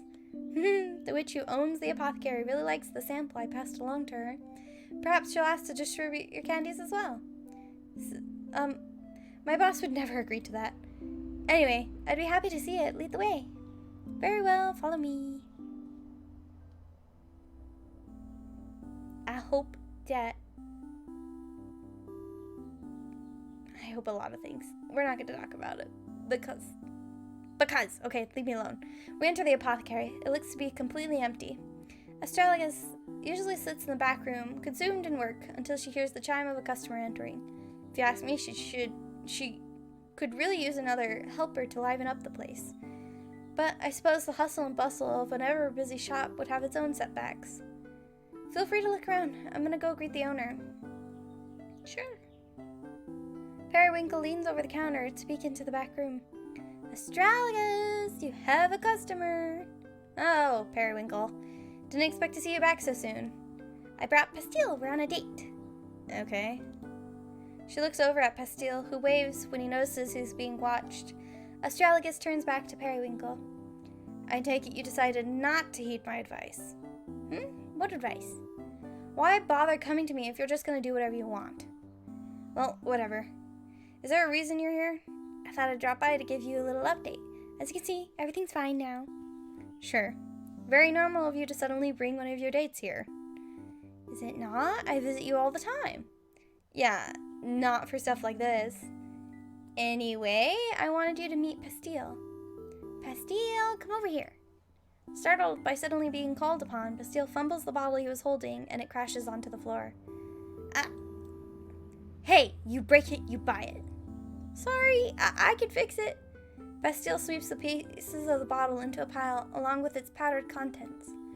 He holds his hand over the pile, now glowing with magic, and the three of them watch as it reassembles itself perfectly before them.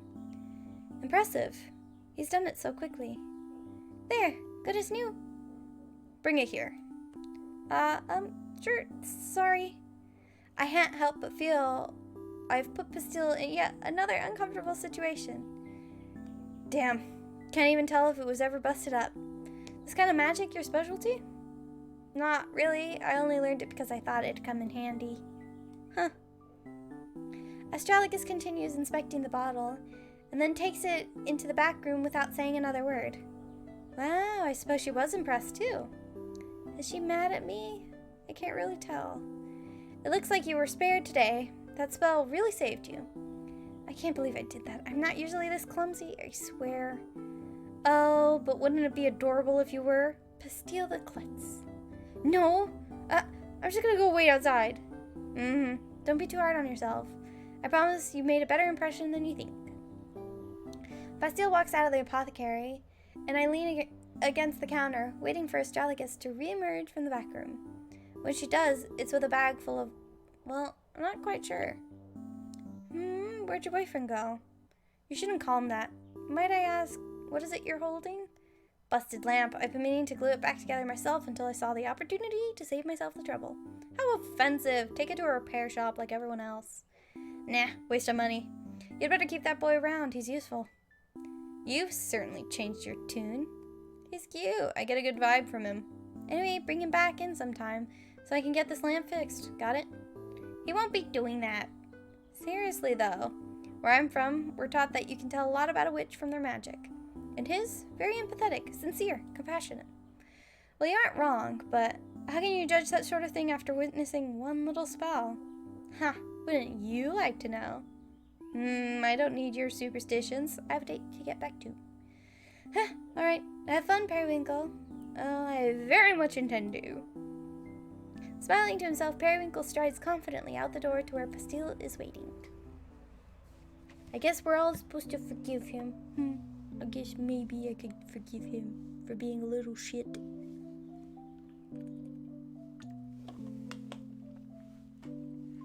Hey, do I still need to pay for that bottle? She didn't mention it. Whew, I'm glad I could fix it. I was worried it might be expensive. You never told me you're so good with magic. As I recall, you said you've been living without it? Yeah, mostly. I won't get into the reasons why, but I got back into studying it recently. Astragalus certainly thought you were talented. I'm impressed too, of course. Thanks. If only I could use magic to stop myself from being a klutz. Are you embracing the nickname now? No. Please go back to saying my sweet. If you like that one so much, I suppose I have no choice. I just mean... Never mind, don't call me anything. Oh, Pastille. We resume our stroll around town. This time it's Pastille who takes the lead. He seems to have someplace in mind, but hasn't said as much. He merely takes my hand and leads me up a labyrinth of stairs. And once we reach the top, a gust of wind swoops through the trees overhead, showering us in flower petals. Peach blossoms. It's nice, isn't it? I can't help but think you're trying to tell me something right now. Huh? Don't you remember my aphrodisiac was also peach-scented? Huh? I wasn't thinking about that. I just was trying to think of other places we could go, and this one came to mind. It's lovely, very romantic. Straight out of a shoujo manga. Honestly, how does he know I'm weak to such things? Sorry, maybe I should bring this closer since I sat farther away from it. Sorry if that's been hard till now. That's my bad. Dear. It's too invasive. It's too invasive. How does he know I'm weak to such things? Right. We don't have to stay. I mean, we've already walked around so much. It's okay if you want to head back now. Not to do things. I just meant... I'm gonna stop talking. Pastille. Yes? You've presented me quite the conundrum. If I kiss you now, you'll definitely want to return home as soon as possible. But I wasn't done learning all about you. I'm not ready for our date to end. Oh, that is a conundrum. Yes, you see, both options are equally appealing. However, can I decide? Well, it's still light out. Maybe we can hold back until after dinner. Or I could have you for dinner, winky face. Ah! On the other hand, you bring up a valid point. Holding back is fun in itself. Do you expect me to recover after what you just said? See? This is quite fun. It's decided then. The date continues. I give Pastille a moment to calm himself.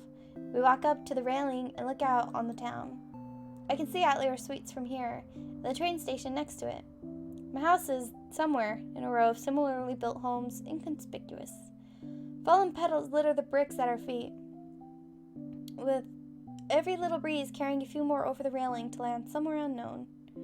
After watching them for a while, I turn back to Pastille. Tell me about your magic. Okay, what do you want to know? Your specialty, dear.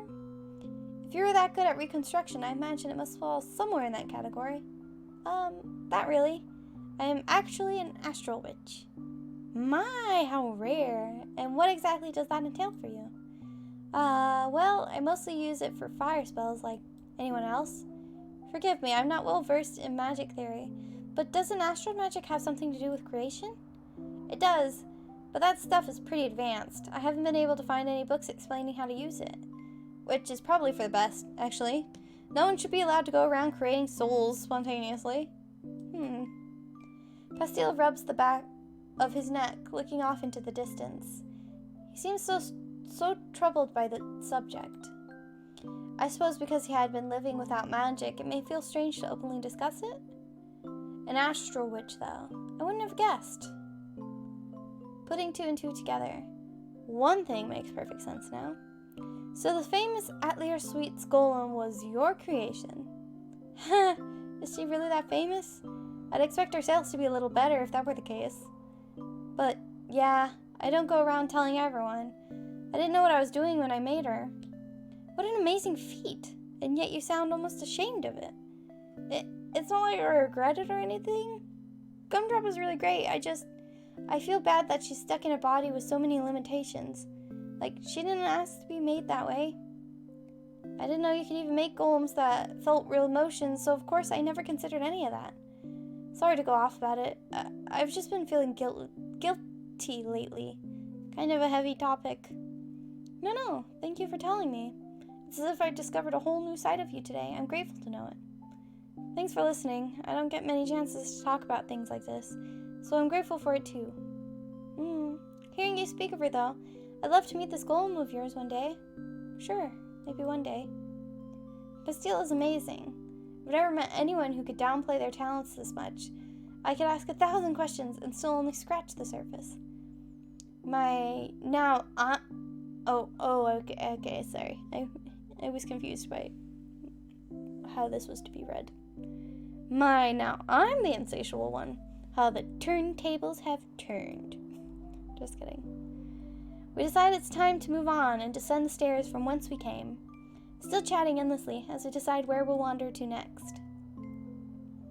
Over dinner, Pastille opens up a little more. We trade anecdotes, listening intently to each other's stories no matter how unremarkable the events told within them. I could never tire of it. I was hooked by his every word. Alas, the hours flew by, and our day together was quickly approaching its end. But now we had the whole night to look forward to. The sun was on its way down as we emerged back onto the street.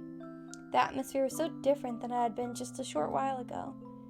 Pastille brushes his bangs aside and asks, "Do you want to head back? It's starting to get late." You've waited so patiently to be able to say that.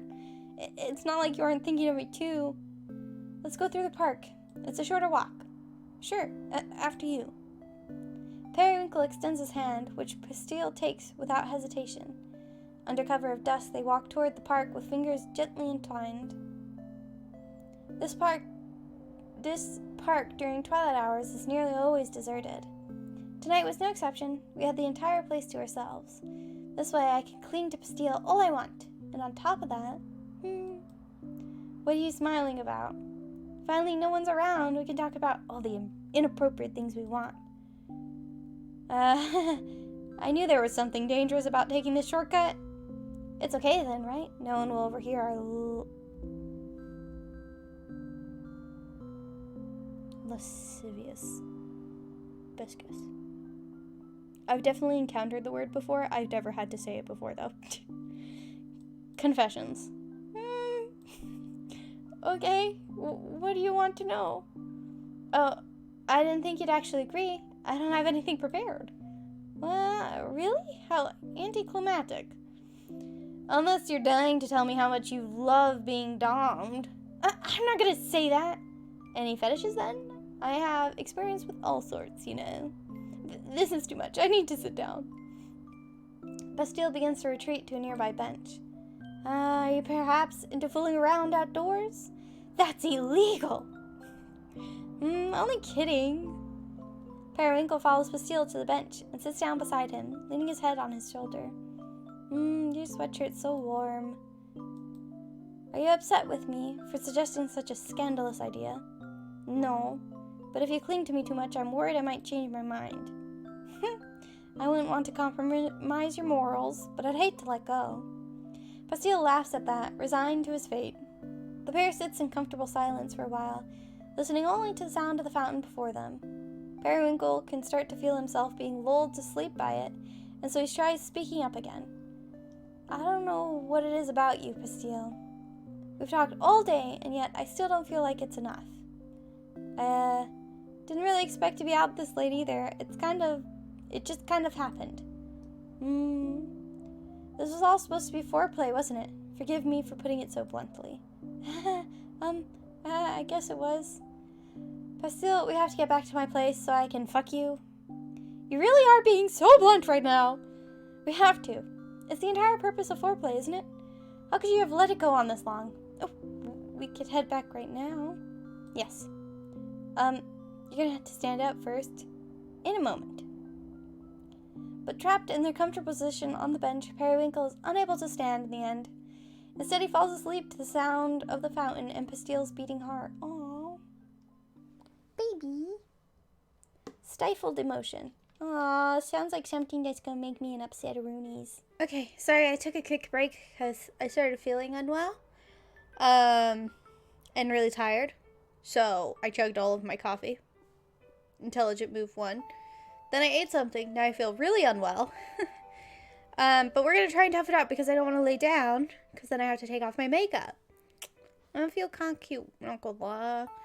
So I don't think this is too much longer. So I think we can do it. Maybe this is the last chapter. I don't know. It's supposed to be around 2-ish hours.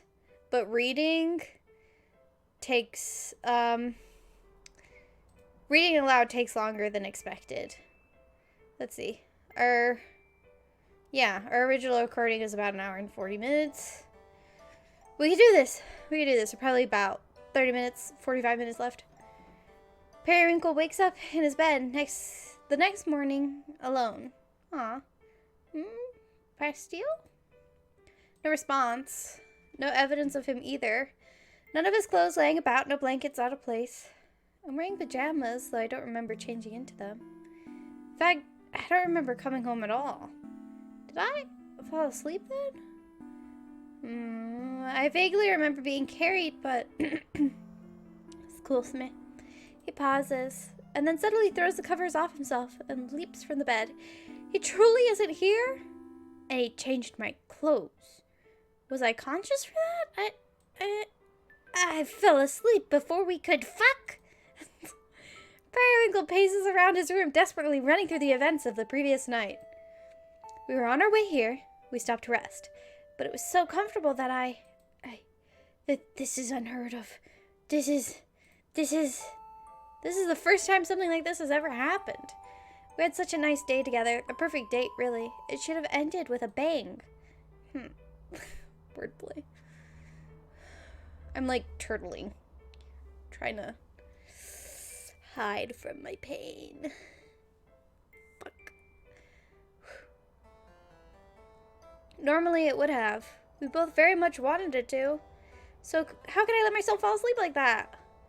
There's no need to panic. I simply lost track of time. We'd been walking around all day. Of course I'd been worn out by the end of it. I should have accounted for that. A simple mistake. One that completely nullified all the tension I had so gradually built up. Had I gotten lost in the performance then? The romantic flourish meant only to heighten the intensity of the passionate night to come? It's roleplay. Pretend. The only thing genuine about it is the lust that it masks. For me to have reached a point of satisfaction before the intended finale would mean it was just a legitimate romantic date. Periwinkle stops in his tracks. He turns back toward his bed and crawls under the covers, wrapping himself up in them. Have I ever had one of those before? I mean, I certainly don't expect every date to end in a sexual encounter. Sometimes a partner just isn't ready, or something comes up. It isn't that sex was owed, no. It's that we never even reached the bedroom. That's never happened. The thought sinks in. Periwinkle slowly unwraps himself from his blankets and sits in bed. I'm overreacting. Yes, I'm merely embarrassed that I had to be carried home and tucked into bed. To be taken care of like that. Usually I'm the one who takes care of things. Now I just feel ridiculous. Something isn't right here. There has to be an explanation. It's safe to admit at this point that I am very sensitive to matters that involve Pastille. But where did that begin? It couldn't have started just the other day. I keep like trying to curl up in on myself. Sorry. Gonna sit stupidly because I like to. I'll try to remain in frame though. I feel like, you know, those old, like, Japanese flicks where the really tough guys, they sit with one leg up and the other crossed in front of them. That's how I'm sitting right now, and I feel like a tough guy. I'm not tough, I'm weak. Ow. Okay, but where did that begin? It couldn't have started just the other day. Things were relatively normal, though I was seeing him quite often. More so than other partners in the past. This has progressed too far beyond casual. What could have caused this? He thinks for a moment before walking out of his bedroom with purposeful strides. Going immediately to the bookcase, he tosses a few things aside and pulls down the box of his favorite perfumes. Then he carefully extracts the bottle filled with pale pink liquid. You must be the culprit. This aphrodisiac, no, love potion. I wanted to see Pastille's reaction when I called it that, an inconsequential little joke. But it kept coming up. There must be something to it. Could the peach blossoms yesterday have further amplified its effects? Yes, it all makes sense now. Whether it be by my own magic or some kind of chain reaction with Pastille's, I've somehow unintentionally created a scent that invokes romantic obsession in witches. There's research to be done. I have to put an end to these artificially inspired feelings. I'll create an anti-aphrodisiac then. Something to cancel out its effects. At which point, everything will go back to normal. There's no problem at all. Convinced by his new theory, Periwinkle dresses himself and heads out to find a solution. I really like the light earrings the best, not gonna lie. I head directly to the potion supply shop, just a few blocks away. It's brimming with reference materials, though I usually only come to purchase magic containers, the vials to hold my perfumes. Navigating their shelves of spells, manuals, and encyclopedias, I find myself somewhat overwhelmed. But soon the shopkeeper comes to my aid. Aw, what a cutie. I'm ready. Good afternoon, Periwinkle, and what might be you looking... I still said it wrong. The fuck? And what might you be looking for today? Did I say it wrong? Now I'm really confused. New bottles, a book, or perhaps me? I'm ready. It's lovely to see you, but I'm strictly here for business. Playing the professional today, I see. Your loss. It's so cute. Few witches have ever come close to my level of flirty energy, but Amaretti is one of them. We may have fooled around at a party once or twice, but who's to say? As much as her company would be a welcome distraction, I'm afraid of removing my self-inflicted curse takes priority. There is actually something you can help me with, but first, would you happen to know anything about aphrodisiacs? Ah, aphrodisiacs. Magic that sways the heart, stimulates the libido. They do end up being classified as dark magic because of the manipulative aspects, but a few popular spellbooks happen to contain instructions for consensual usage. Is that what you'd be looking for? Yes, or rather, assuming those books also contain instructions for canceling the effects. Did something go wrong in the bedroom? You can tell me. Nothing to get embarrassed about. No, it's much more complicated than that. Which spellbooks did you say I could find this information in? I'd like to look through them if possible. You're lying to me, aren't you? You just want to learn these spells to spice things up in the bedroom.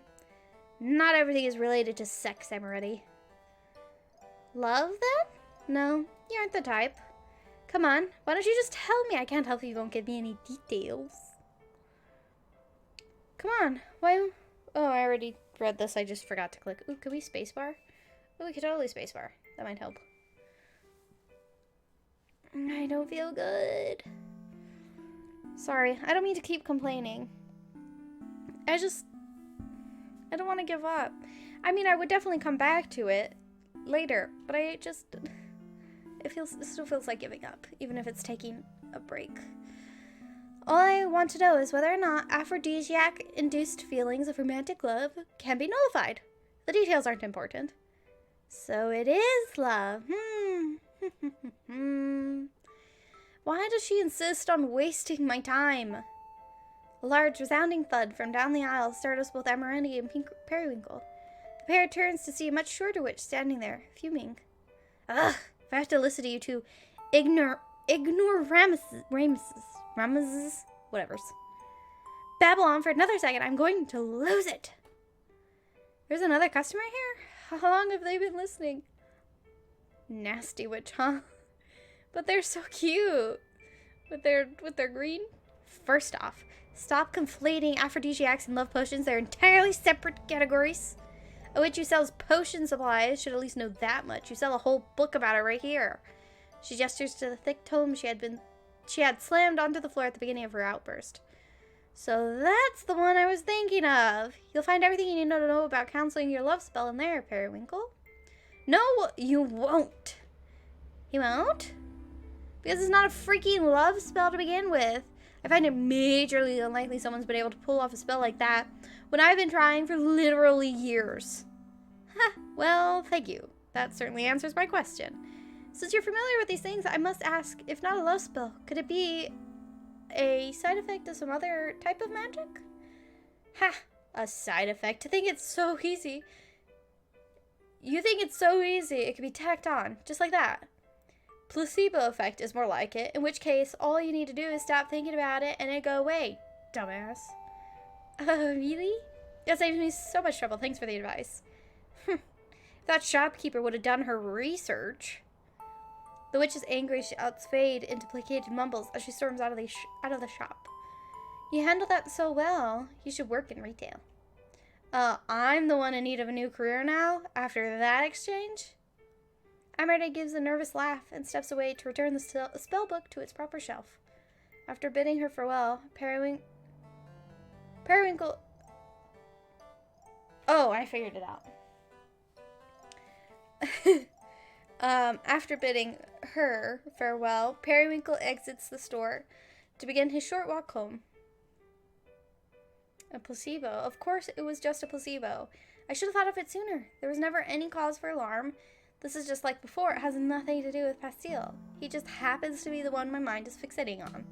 It's precisely as the temperamental little witch said. If I stop thinking about him, the problem will resolve on its own. Why is this suck? Why is this suck? Tell me, why is this suck? And so, I must take a few days to focus on myself. At least until I can find my way out of this odd state I've ended up in. Operation. Stop thinking about Pastille. Let's see. The optimal distracting task would be work, of course. Perhaps I could begin with the transforming aroma I thought of yesterday. But that idea came about during our date. I should be avoiding any and all memories tied to him at the moment. This may prove to be more difficult than I anticipated. No matter, I'll just warm up with a nice bergamot? It seems wrong. Scent for now.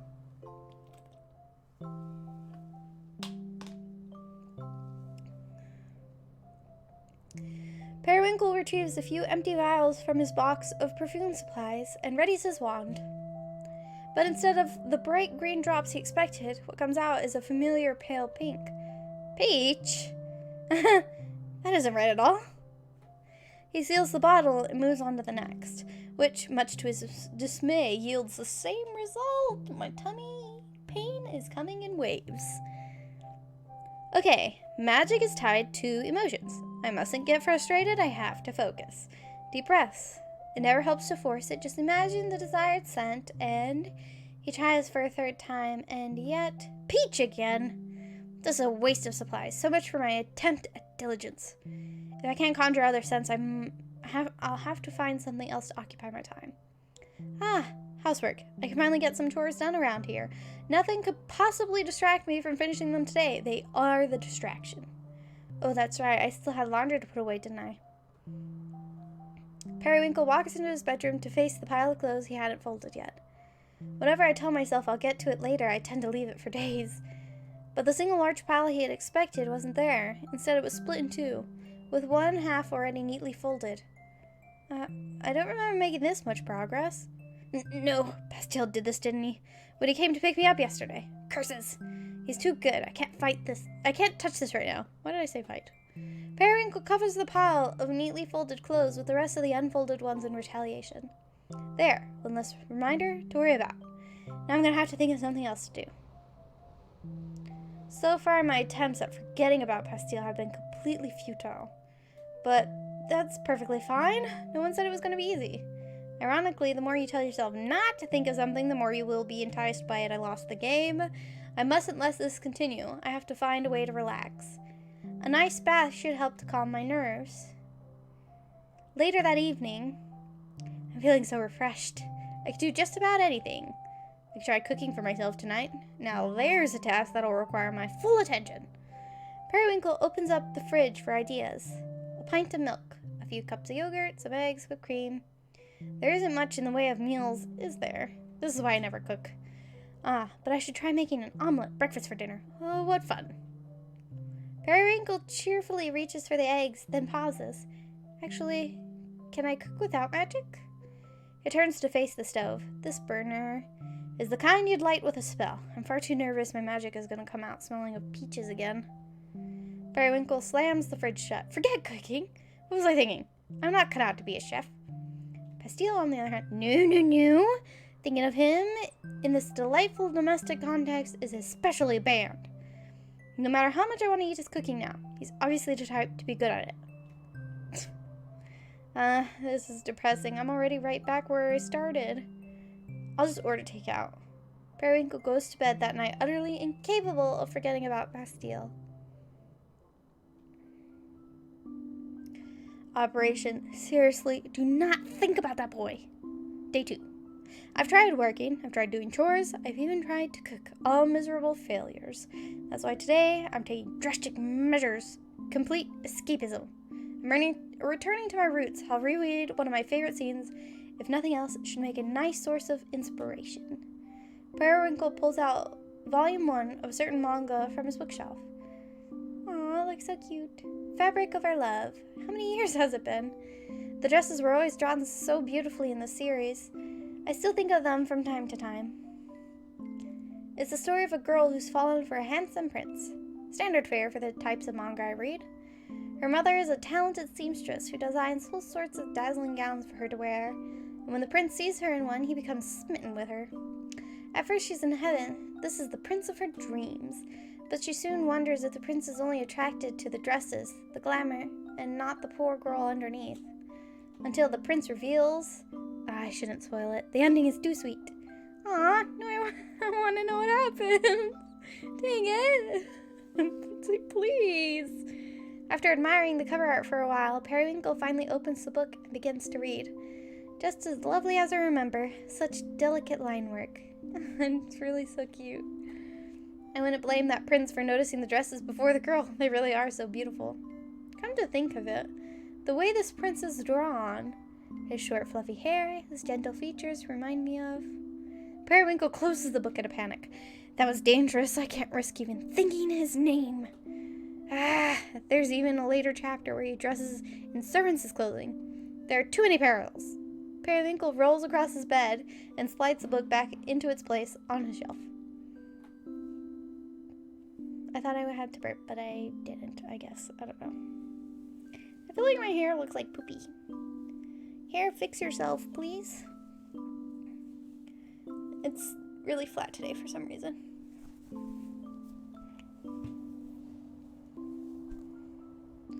Wow, that's so much better. Whatever. I don't care. Forget it. Oh, that's right. I don't have to use the mouse anymore. I was reaching for the mouse. This isn't fair. How could one of my most beloved series be off limits in my time of need? He scans through the different titles once more before landing on a 12-volume series. I don't remember this one clearly, but as an all-girl story, it should be safe. Periwinkle pulls the new book from his shelf and quietly immerses himself in its fictional world. Oop, dark. Before I knew it, I'd finished reading all 12 volumes. The whole day had flown right by. I couldn't help but keep turning the pages. The story was so much more than I remembered. The protagonist was nothing to write home about, but her childhood friend? What a moving character arc. She's very charismatic from the start. The kind of person you'd think has it all figured out, but you couldn't be more wrong. Over the course of the series, she goes through so many love interests back in the day. I'd assumed it was because the author couldn't make up their mind. But reading it all at once, it must have been planned from the beginning. These doomed relationships are merely self-sabotage, a distraction from pursuing her one true love.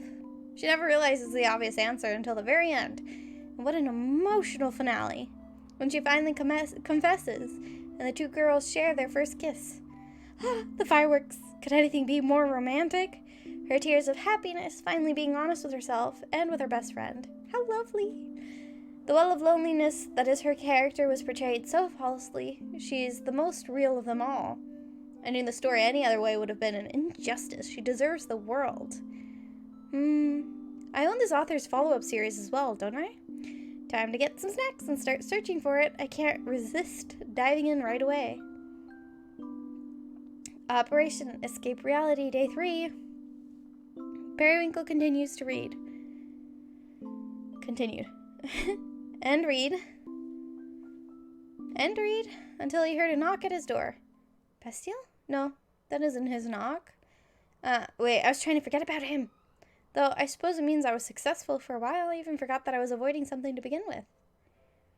Who is it? When he opens the door, Periwinkle is greeted by a small crowd of friends and acquaintances. Periwinkle, get dressed, we're hitting the clubs. Very cute. I wish I played more of Num Num Nummy's games. I tried to play the RPG style ones, but they didn't record well, and I got frustrated after I had spent a while recording them, just to realize that they didn't record well. Wow, the whole cavalry. Okay. Unfortunately, I'm going to have to decline. Tonight isn't going to work for me. Himbo witch. I love that. What? But no one's seen you in ages. You haven't abandoned us for a new scene, have you? Oh, nothing like that. I've just been a little preoccupied. I'm taking some time to myself at the moment. Nothing wrong with a little self-care, but are you sure you don't want to come out and enjoy the nightlife? I don't feel good. I'm sorry, I keep complaining. I'm a wiener! I don't know. I fallen so far behind on my work. Choosing work over getting laid? Now I know something's up with you. How expensive! I have more going on than just going out and flirting with everyone I meet. Of course, of course. I do appreciate the invitation, though. Thank you for thinking of me. We just had to come and make sure you were still alive. The clubs are lonely without you. I'll have to make my grand return some other time then. Have a lovely evening. The group waves goodbye and disappears into the night. It's been a while since I had to turn them down. Periwinkle leans his back against the door and sighs. I'm definitely not in any state to go clubbing right now. No matter how much it warms my heart to know that I am missed, I won't be making the same mistakes as the other night. I can't go recklessly diving into the comforting arms of another as long as my mind is still hung up on Pastille. But how long will I remain in this state? Shutting myself away, binge reading comics. These were emergency measures. I can't avoid the outside world forever. In any case, shouldn't Pastille be returning here at some point? From where we left off, I'd expected him to come knocking as soon as possible. And yet, it's been 3 full days now, hasn't it? How long could he possibly abstain from my touch? Or is something wrong? I shouldn't be thinking about any of this, but I'm beginning to feel annoyed? Confused? If he never comes back, I suppose my problem would go away on its own. But I hate the thought of that. As things are now, I'd only be haunted by thoughts of what I could have possibly done wrong. What is my plan, then? Continue to ping-pong back and forth between these extreme emotional states? He rubs his eyes in exhaustion. I'll worry about this tomorrow. Periwinkle steps back into his room and tucks himself into bed with his books. But an hour later, another knock comes. This time, the pattern is unmistakable. Why? I got an itch on my belly. That, I was trying to ignore, but you know how when you try to ignore an itch, it becomes like a sharp twinge? I don't know if you've ever ignored an itch before. It's kind of a weird thing to do, I guess. This time, the pattern is unmistakable. Pastille is here. Well, well, well. So he's come after all. Despite all my hard work trying to forget, I've actually been waiting for this moment, haven't I? I don't care what these feelings might mean anymore. I'm tired of fighting them. I just want Pastille. He opens the door, and sure enough, Pastille is the one he finds standing there. Hi. So cute. Why, good evening. And what could have... What? Jesus. And what could you have possibly come for at this hour? To, pick up where we left off the other night, maybe? It's about time. Come in, come in. Sorry, I meant to come see you again sooner. I had a few things to sort out before I... Hush now. That's not where we left off, after all, was it? Yeah, I guess not. I don't know. My tongue came out a little more squeaky than I meant. I'm more interested in how you got me home that night. You see, the last thing I remember is sitting on that bench. Oh, well, I was having a hard time waking you up, so I just ended up carrying you. The whole way? By yourself? I mean, having a broom to ride helped a lot. Periwinkle closes in. We rode it together then? That was the easiest way, yes? You must have held me close so I wouldn't fall. I did? Putting your hands all over me, I didn't feel you up while you were unconscious. He gives him a big kiss. I was only kidding. But you also changed my clothes, because I thought you'd be more comfortable that way. It was an innocent gesture. I can't believe you saw my bare chest. I've already seen it. Yeah! Oh, fuck.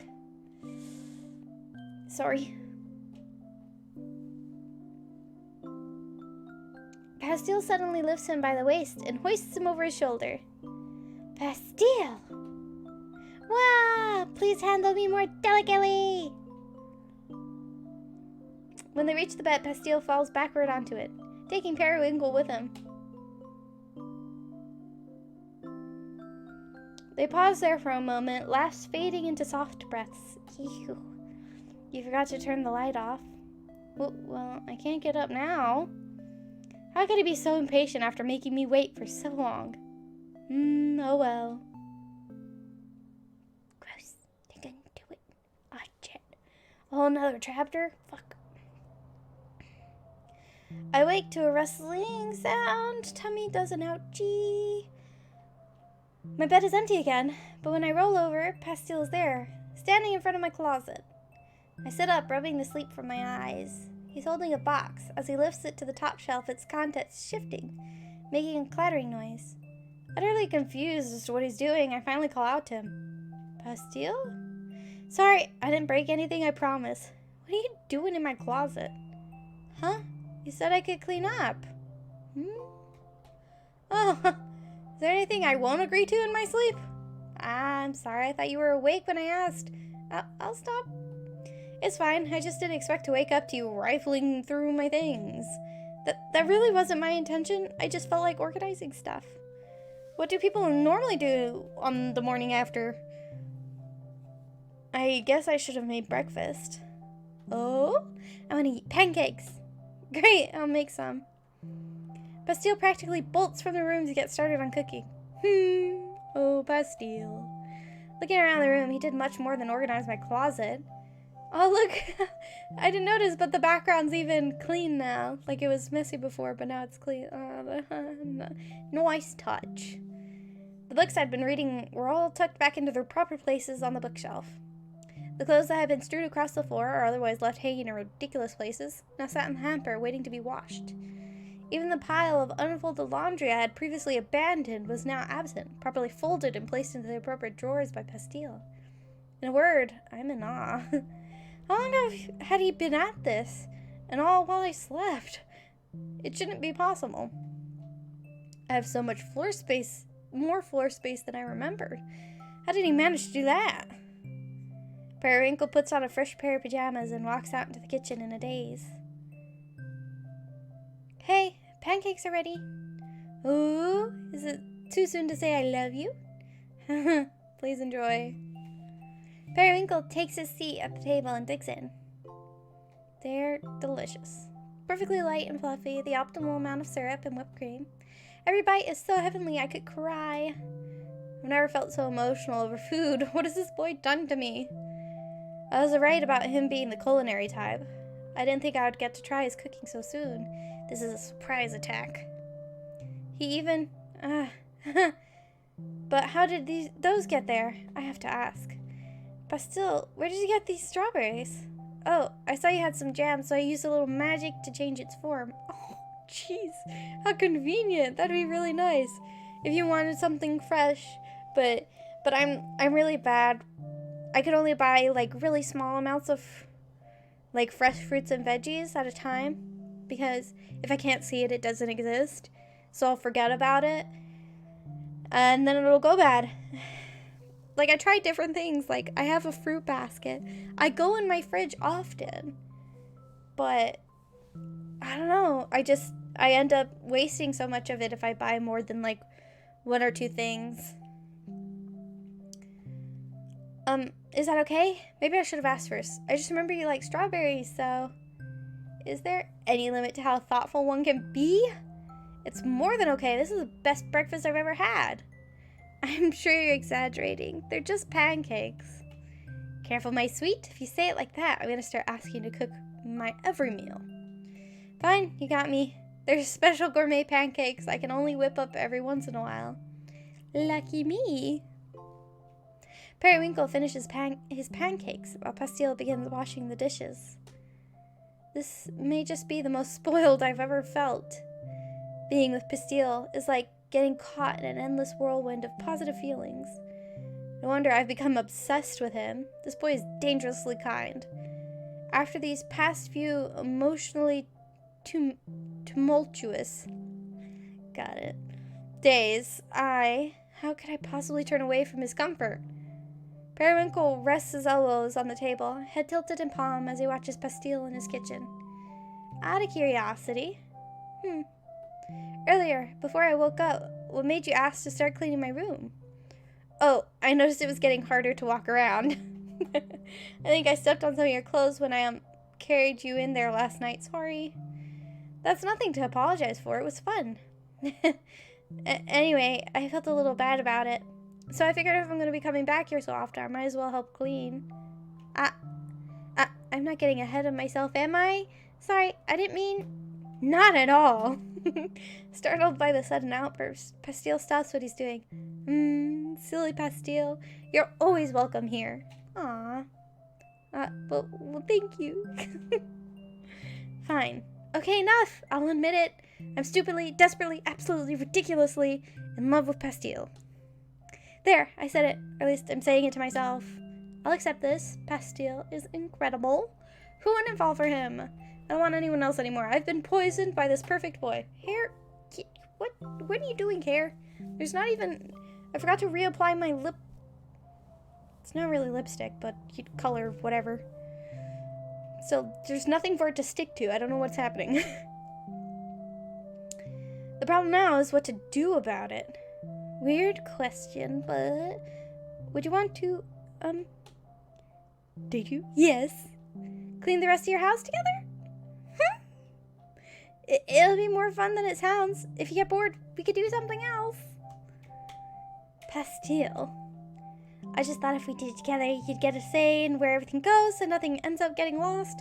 Pastille. And it's totally fine if you don't want me to go through your stuff anymore. We really don't have to. Pastille, it's fine. I think it's a lovely idea. Really? Yes. In fact, I'd appreciate your help. One thing or another has always come up when I try to clean on my own. I'm simply useless at it. Then I'll take the lead. I want to start with these boxes by the couch. Pastille already had a plan for everything, it seemed. His energy was contagious.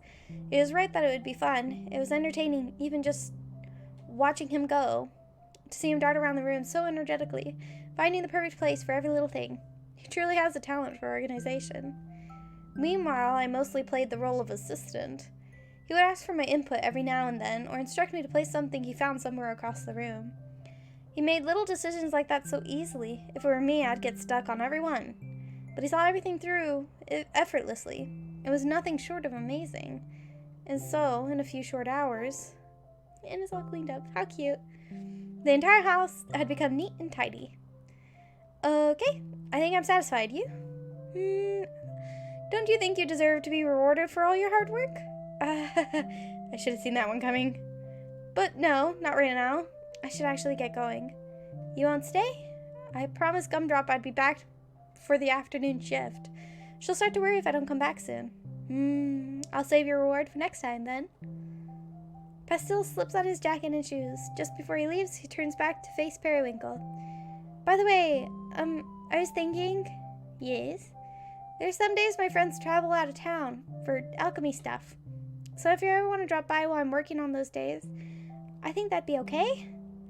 That's, the most I could do right now, sorry. I'd gladly take you up on that. I'd love to keep you company. Great. Okay, then.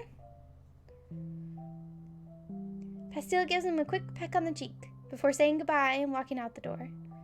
Ah, so precious. What was all of that? It was extremely domestic. I can't be imagining things, can I? He said it was okay to come and visit him? This has to mean something, doesn't it? Periwinkle begins pacing around the room. Now, let's not get carried away. This is a delicate situation. Dropping these intense feelings onto him out of nowhere may only serve to scare him off. Neither of us was looking for a committed relationship from the beginning. That was made explicitly clear early on. And yet, he isn't playing fair. My heart can't take this. Periwinkle throws himself onto the couch dramatically. There's no way I'll ever be able to stop thinking of him now. Even being at home has become a reminder in and of itself. Everything is nice because of him, and now I'm suffering. So cute. This is simply too much. There has to be a way for me to safely indulge in these romantic feelings. Things are fine as they are. Progressing, even. If I just let it run its natural course, then maybe we'll end up... what do I want out of this? What do you want out of this? To be with him forever? Me? I haven't had a single healthy long-term relationship in my entire life. Love isn't in the cards for someone like me. Okay. I can't even recognize myself right now. Calm down. I'm overreacting again. Nothing has effectively changed just yet. I can't keep fighting myself on this. I'm in love with Pastille no matter what it entails. That's the reality. He still isn't quite ready for me to meet his friends, which means there isn't any room to advance further at the moment. I have to be patient. At the very least, I hope accepting all this lets my magic return to normal. I need a nap. So here's your solution for everything, a nap. And so over the next few weeks, Periwinkle would come by Outlier Sweets to spend time with Pastille. Ooh, I get to pick stuff. Obviously light earrings. Let's go with fairy wings, we haven't done those yet. He always stood there so sweetly behind the counter, and then I would waltz in, pretending to be just another customer browsing the aisles before meandering over to him. Others would stop in every now and again, but there was ample time in which I had him completely to myself. That's when I'd take the opportunity to chat. This place smells just like you, my sweet. I think it's the other way around. Do I smell like candy or something? Why else do you think I want to eat you up? Please don't say things like that when there are customers here. Customers? I don't see anyone. I know, I mean, just in general. You don't want to get turned on at work? That's not allowed. Our exchanges were mostly innocent, unlike other partners I've paid visits to in the past. He was very adamant about not fooling around at work. Not that it ever stopped me from teasing him about it.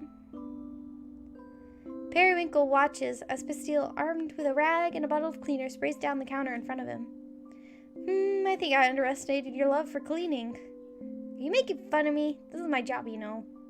Oh, should I have paid you when you cleaned my house? I'll send you an invoice. Can I pay you in kisses? That's hard to turn down, actually. So cute. It was fun seeing him hard at work. The only side of him most people would ever be aware of. They'll never know the lust bubbling beneath the surface, his nervous, vulnerable laughter when I've said something he wanted to hear, his gentle touch, the way he could take my hand so casually, and yet becomes a shuddering mess as soon as I lean over him. His sense of humor, his sincerity, his quirks, his genuine desire to always provide the exact perfect thing to make me smile. No, the depths of Pastille are reserved for me alone. Welcome to Outlier Sweets. Periwinkle gives a little twirl and winks to Pastille, who's trying his best to stifle his laughter. Why are you dressed like that? How is that? Do you think it suits me? Not in the slightest. You're too elegant for a place like this. I can be cute too, can't I? You are, but you're gonna need more than that on your resume if you want the job. What? You mean I can't get it through nepotism alone? It looks like you already have a successful career in another field. You're overqualified. So I'm gonna have to turn you down. You're right. Besides, if you were my boss, we'd probably have to stop fucking. Perry! I truly, truly love him. Even the days we'd talk about nothing at all, I wouldn't give up for the world. And the days he would open up to me even more so. Sai can be really frustrating sometimes, but she's my best friend. I still care about her, even when she messes up. She's lucky to have you. Yeah, she really is. Anyone else would have given up on her by now. For years, she would just lock herself in her lab making all this candy, bragging about how cool her alchemy is compared to magic. She barely ever talked to anyone else, and when she did, it was to berate them over something. Who treats their own customers like that? Who do you think pays for the roof over our heads? Sorry, I don't want to give you a bad impression of her. She's got much better recently. It sounds complicated. At least your patience is paying off, Yeah, seems like it. At one point, it was kinda up to a coin toss on whether I'd stay or go. A coin toss? How extreme. Not literally. It was more like whether or not she could prove she actually felt empathy. Anyway, it turns out she's not a complete monster, so here I am. Sorry, I'm still giving you a bad impression of her, aren't I? You can just disregard everything I said. Sai's great. I believe you. She must be if you put up with so much from her. Yeah. I treasured every moment I got to spend with Pastille. Even without a label on what exactly our relationship was, I could enjoy myself all the same. In truth, I was only biding my time, but it didn't really feel like that at all. Just being near him was enough. Aww, so sweet. This game. One day he finally asked it, the question I'd been waiting to hear. Do you want to meet my friends? Well, yes, but are you sure? No, but it feels stupid to keep avoiding it. I started worrying it'd happen on accident one of these days. I don't think I would survive that, so we should just go, before I change my mind. Right now? Yes, come on. Pastille takes Periwinkle by the hand, and the pair hastily makes their way to Outlier Suites. Slightly out of breath, Pastille stops just before they reach their destination. Okay, give me a minute. After we rushed all the way here, don't back down now, my sweet. I know, I'm preparing mentally. I've never done this before. I know it'll be fine. Take your time. We'll go in when you're ready. Okay. I think I'm only getting more nervous standing out here thinking about it. Let's just go in. After you. The meeting itself was nothing memorable. Gumdrop was incredibly human for a golem made out of candy. Syrup was about as I expected, curt, but also warm. For all its build-up, the interaction itself was anticlimactic. A quick exchange of pleasantries before the candy alchemist called her golem back downstairs. It didn't feel real. Had I acted normal? Come across as my usual self? It had only just happened, but it was already a blur. I held Pastille's hand to the end. I remember that. He had been so nervous, I could practically hear his heart beating out of his chest. I hadn't understood how stressful it would be for him. I felt guilty at having put him through it, although the idea was his to begin with. He decided to go through that for himself? Or for me? This seemingly mundane interaction that meant so much more for the both of us. Pastille? Sorry, I'm okay. I feel stupid having made such a big deal of it. Of course it all turned out just fine. It was important to you. We all get worked up over things we care about, don't we? Are you including yourself in that? You seem like you always have it together. Oh, am I hiding it that well? Anyway, we can go. How is he going to react when he discovers what a mess I've been? This game, man. I love this game. Pastille walks me home and promises to return later tonight. Things will move forward from there, won't they? Or is it too soon? Maybe it's too much for one day. I don't want to add to his stress. Ugh, why is this so difficult? His perception of me could be completely destroyed, tarnished. But that's a risk worth taking, isn't it? Oh, babies. Babies, so sweet, so cute. Does not even know. Then Periwinkle laid on the floor in the middle of his living room and waited. I mean, of all the places to lay, I guess that's a fine place to lay.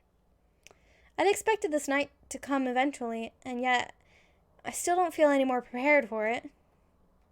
Periwinkle idly taps his wand to one of the candles on the table. Still peachy. The curse is not yet lifted. Pastille's knock finally comes, and Periwinkle rises to answer. Oh, it smells nice in here. Is that your magic? You like it? It's my latest specialty. Ah, what a treat. Have you eaten yet? I can make us a special dinner. Oh, it's the occasion. Celebrating the fact nothing went horribly wrong today, I brought a few things if I could just borrow your stove. By all means. I once again found myself in the excruciatingly domestic situation of watching Pastille prepare a meal in my kitchen. There's no way he doesn't realize it, right? That we've been acting as a couple for a long time now.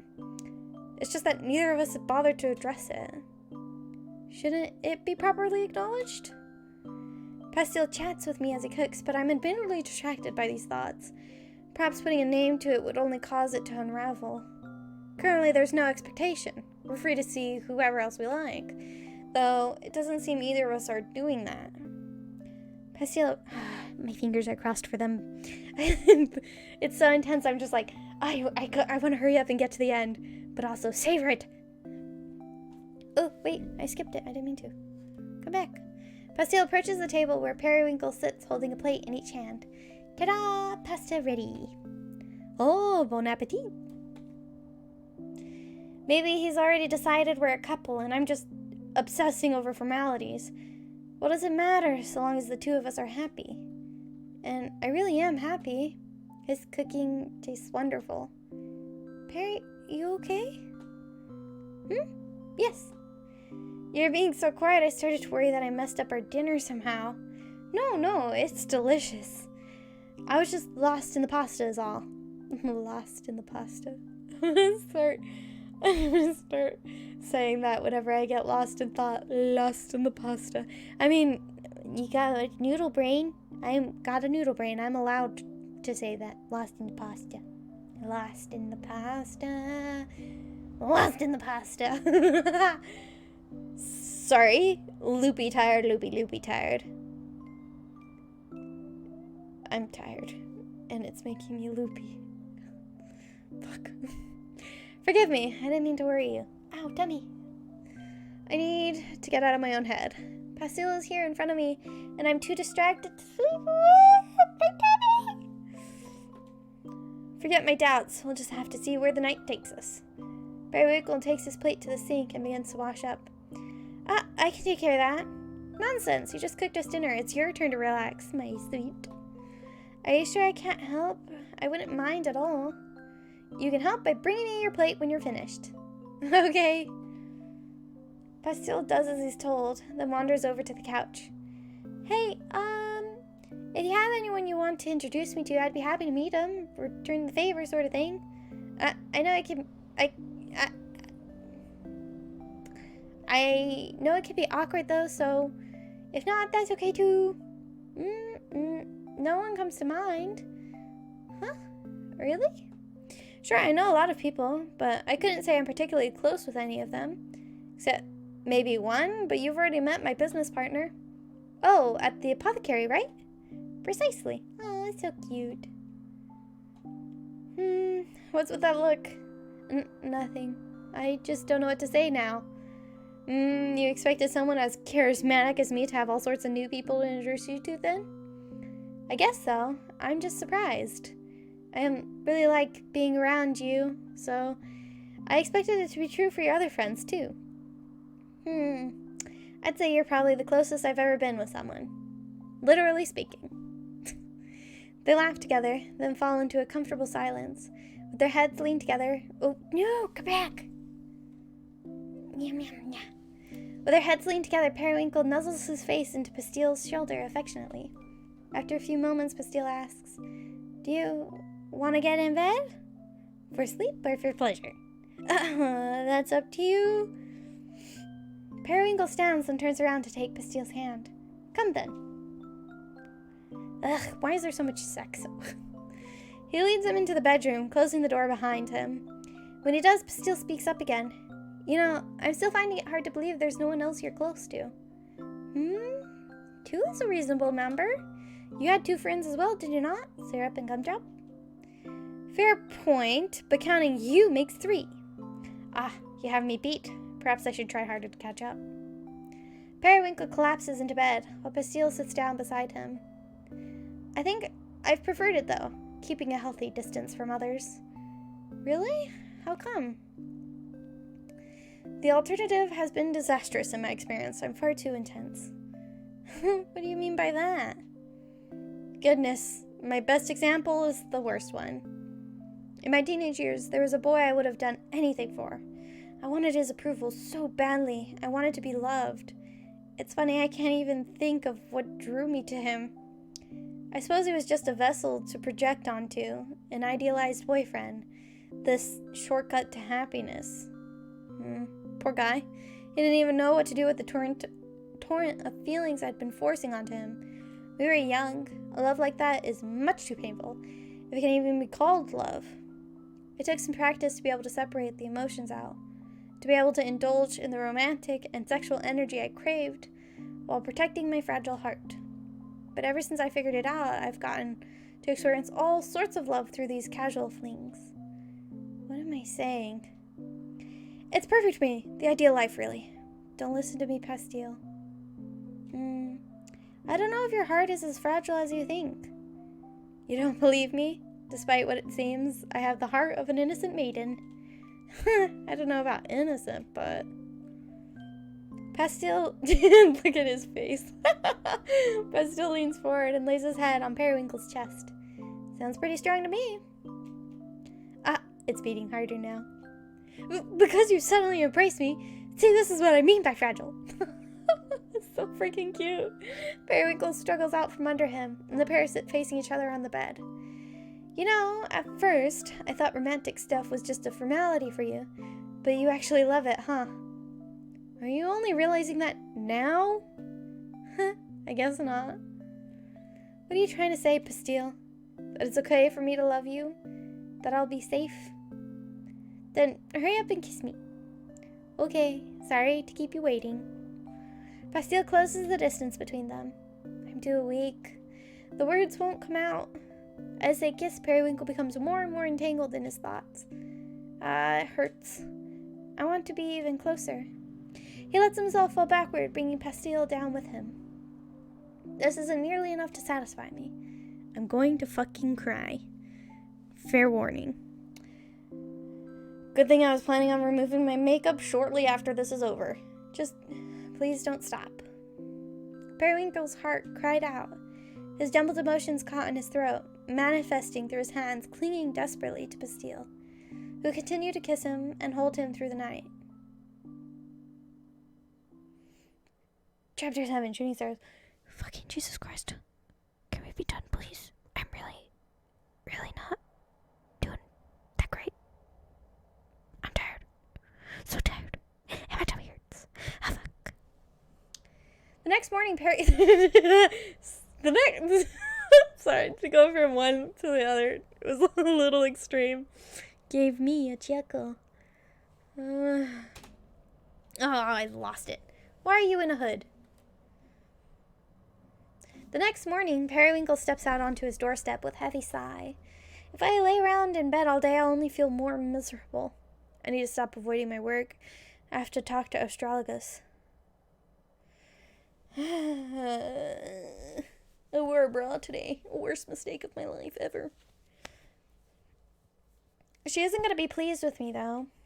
Holding his mantle tightly, he makes his way to the apothecary.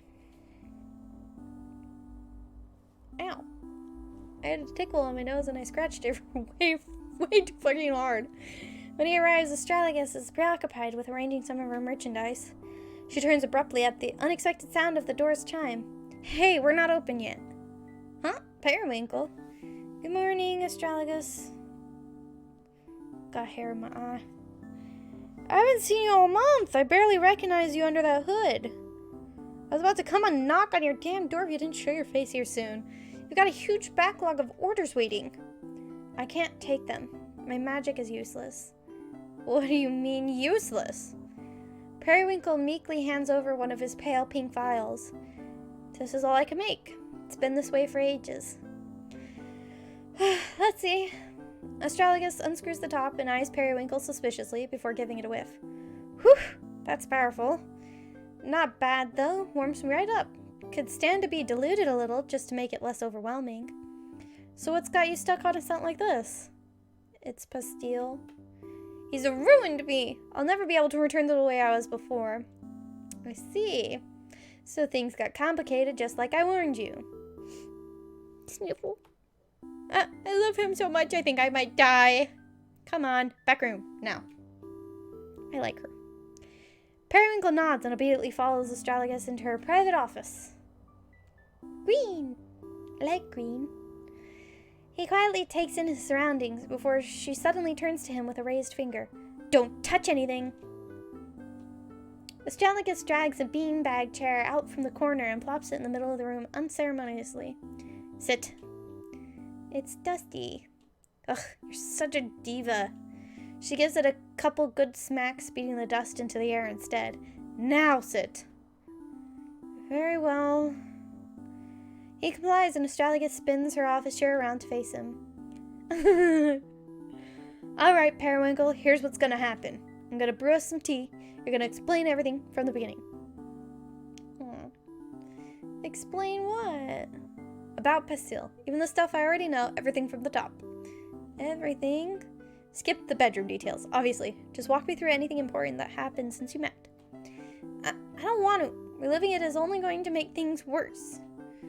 Astragalus stands and walks over to her kettle to start the tea. Alright, you lovesick dolt. You want to know why exactly your magic's been stuck like that? It's because you don't have an outlet for all those emotions. Instead, you keep bottling them up. Literally, I guess. It all comes out because it's all there is inside you. So let it all out. What do you think I'm going to judge you?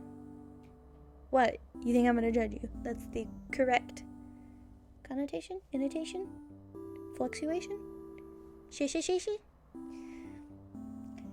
No, I don't know. Would you rather spill it all to him instead? I can't. It's too much. Then tell it to me, a neutral third party. Oh, I didn't realize the little root was... Owie, my tummy. Was hanging from her hat. Oh, fuck. Oh. Okay. I thought it was hanging in the background of the shop front, where she stands at the counter. Actually, I can't say that I'm neutral.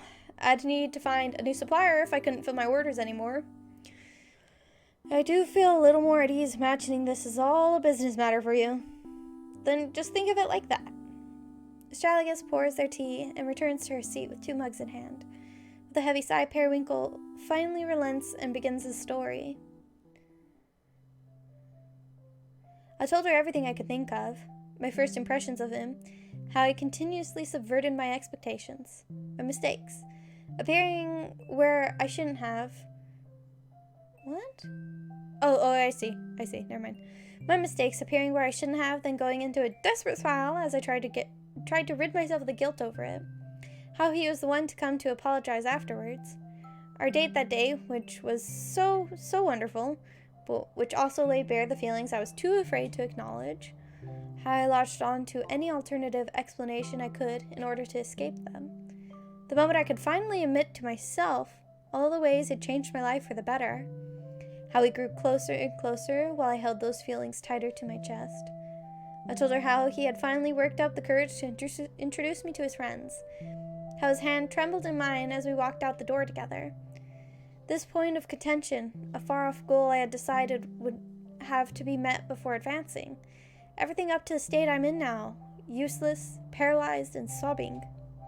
Astragalus listened patiently through all of it. She asked questions from time to time, clarification on the time frame, certain details. Her reaffirming comments offered such comfort, such relief to this pain I'd kept confined in my own heart, until finally I had nothing left to say. Astragalus sits back in her chair and heaves a sigh. So, how are you feeling? There's a certain clarity in laying it all out at once, but I still don't know what I can do to push things forward. Can I even handle the rejection? He won't reject you. What makes you so certain? That boy is madly in love with you. Why else would he devote all that time and energy to making you happy? Because I'm great in bed, obviously. Quit deflecting. You know that's not all it is. Little squish face. I don't want to leave any room for doubt. If I were to confess now and it didn't go well, I'd be destroyed beyond repair. That's why, if I'm gonna say it, I want it to be a sure thing. Life ain't about sure things. Even so, I'm gonna wait for the opportune moment before exposing my vulnerable heart. My throat is starting to get really tired. I did not expect this game to be that long, not gonna lie, because contract payment is like 50 minutes if I remember. It's one of my fairly popular playthroughs, I think. That's why it's in my head so well, I guess. But I can just recall that. I cannot recall that information about all of my games. Don't think that about me. I don't know. As long as you've got a plan. Astragalus leans down to pick up Periwinkle's empty mug, then holds it out in front of him. Try your magic again. Whatever scent you want, just pour it right into the cup.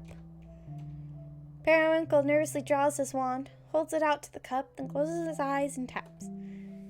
Is it chamomile?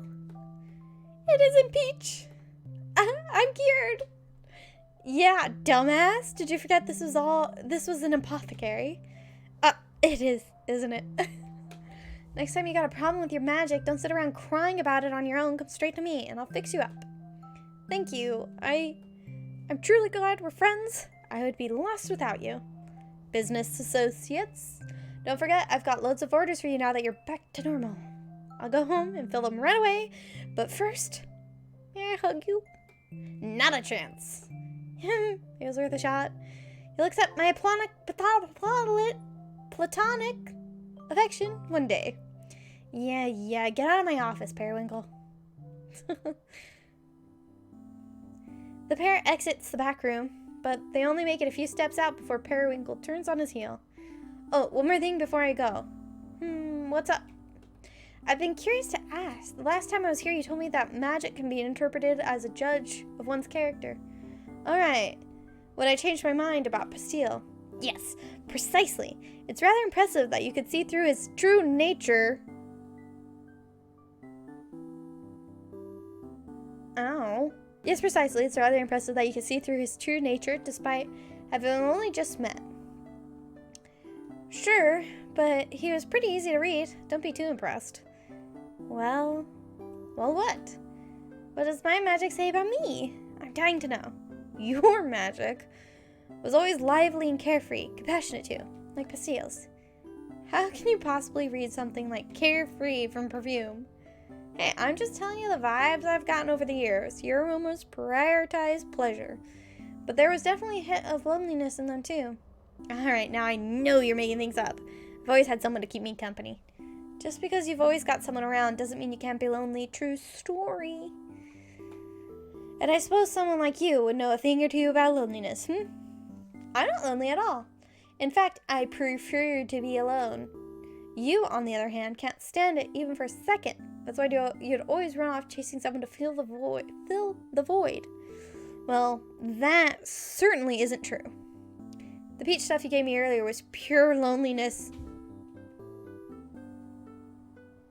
Fuck. My cat's just like banged against the wall or something, I don't know. The peach stuff you gave me earlier was pure loneliness. It was crying out like, please, Pastille, never leave me. This isn't fun anymore. Forget that I asked. Sorry, couldn't resist. I suppose you're right, though. I haven't been able to tell him that in words. I can't keep holding back. He has to know, no matter the outcome. Good luck, okay? I'm sure it'll turn out just fine. Yes, it likely will. Thank you again. I'm truly grateful for all that you've done for me. Astragalus waves him off, and Periwinkle leaves the apothecary with new resolve.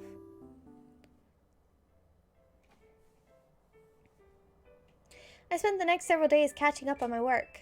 Magic truly does come so easily with a clear mind. If only I'd swallowed my pride sooner. I completed batch after batch, almost effortlessly, going down the long checklist Astragalus had given me. I hadn't even felt tired by the end of it, as if all this energy had been stored up inside me all along. It was a relief to return to somewhat normalcy. Thinking of Pastille no longer caused my heart to ache, at least not enough to put me in a state of total despondence. Instead, those thoughts served as motivation. The way forward was clear. I would tell him how I felt, and surely things would turn out just fine. The following night, Pastille shows up on Periwinkle's doorstep. Get dressed. I want to take you somewhere. Oh, and where exactly am I being whisked away to? You'll see. Wear comfortable shoes, okay? How mysterious. Very well. I'll be ready momentarily. This is it. The dramatic confession scene is upon us. I have to look my best. For good look, of course, and for confidence. You will look your best. Definitely those earrings.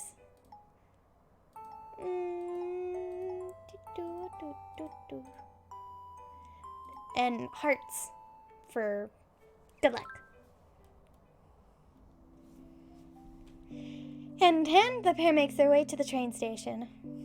Had he been planning something while I was sequestered away with my work? Pastille is always so full of surprises. How positively delightful.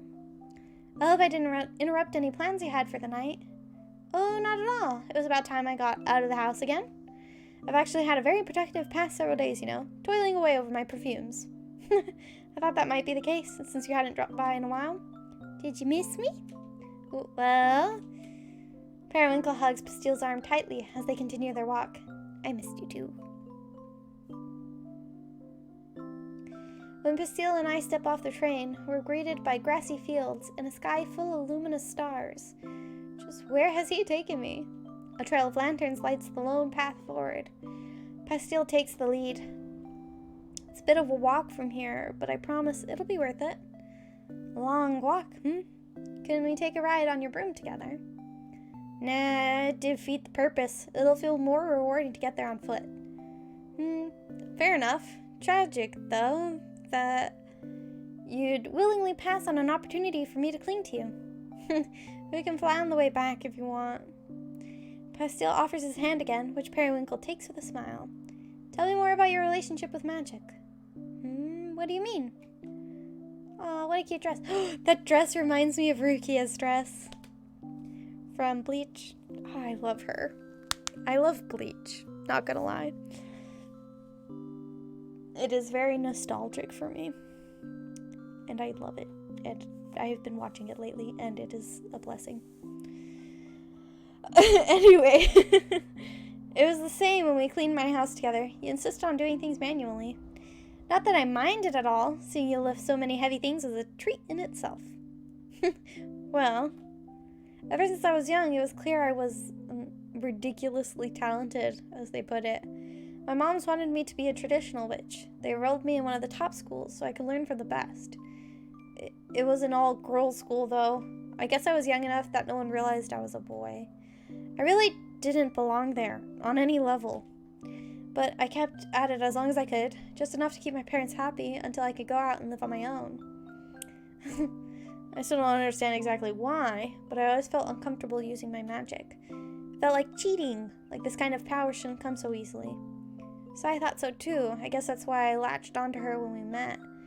She used to really hate magic, which worked out perfectly for me. It was a good excuse to pretend to be a regular human like her. So that's what I did for the past 7 years? 7 years, that's quite a long time. Yeah, but there was a lot to distract me back then. It took a while to get Outlier Suites up and running. And Sai did eventually find out. I thought she'd disown me when she did. But instead she told me I shouldn't have hid it, even though I doubt we would have become friends if I told her from the beginning. Quite impossible to please, You have no idea. But ever since she said that, I've been able to start embracing my magic again, on my own terms. I'm beginning to grasp why he values her so highly. Sorry that I just keep talking about myself. Don't apologize. I'm the one who asked. Was it asked first or just asked? Yeah, it was just asked. Oh, no, go away. Bye-bye. Besides, I'm content to listen. Say as much as you like. Thanks. Periwinkle gives Bastille's hand a reassuring squeeze. Love him. I'll have to find the right moment to tell him that. Should it be now, during this romantic walk? But he still has yet to reveal our destination. What do you have in store for me, Pastille? I think I might be used to how Sai is. She's usually so preoccupied with her own stuff. So it's nice having someone who actually wants to listen to me. That makes her sound like such a horrible friend. She's really not. You certainly haven't made a convincing case for her. I know. But that wasn't the point I was trying to make. Oh? I really? Yes? Let me start over. Pastille takes a deep breath before continuing. Going back to what we were talking about before, with my magic and everything, I think I have trouble accepting myself for what I am. I tend to hide things even when I don't need to. Being with you feels like it's better not to hide. Like I'm allowed to just be. Or more like celebrated for being. I don't know. That feels weird to say. Oh, the blushes. You can stop me if I'm being too much. It's because I love you. Why can't I just say that? Oh, we're here. We are? Oh, cute. When we came up over the hill, the vastness of the night sky overwhelmed me. But more than that, the field of small blue flowers that stretched as far as the eye could see matched it so perfectly. Pastille! They're periwinkles. When I looked up where to find some, I found out about this place. Apparently it's a famous date spot. I thought you'd like to see it, so I shouldn't have told you I'm weak to romance, Pastel! A glint catches Periwinkle's eye, and he looks up to notice a meteor shower has begun. Oh good. It started just in time. You planned this too? Well, I knew this was supposed to be happening tonight, so... Oh, Pastel. What? Periwinkle tackles Pastel to the ground, landing them in the field of flowers. This is perfect. I don't know what else to say. I'm speechless. I guess I went a little overboard. A little? This is the most romantic thing anyone's ever done for me. He buries his face in Pastel's chest, holding him close. Well, there's actually one more thing I wanted to say. He can feel Pastel's heart pounding. Where do I start? You know how Sai and Gumdrop were really important to me? I always thought I need to keep myself available for them, to take care of the store and everything. But in practice, that just meant I never really took any time for myself. Like my own needs were something I could just bury and it would be fine because it's for their sake. I guess that's part of why I'd go out with random guys in secret as something just for me, totally detached from everything else. I tried having a real relationship once. It didn't work out, obviously. I never told Sai about him. But that made me think that I was right to continue on the way I had been, since I wasn't willing to let my priorities shift. Periwinkle grips Pastel's cloak a little tighter. What are you saying? I guess, that with you, I don't mind it as much. He's going to beat me to it at this rate. I can't let that happen! Periwinkle suddenly rolls himself on top of Pastel, pinning him down. Pastel, I'm in love with you. What? Since when? I don't know, maybe this whole time? I only admitted it to myself that morning you made me pancakes.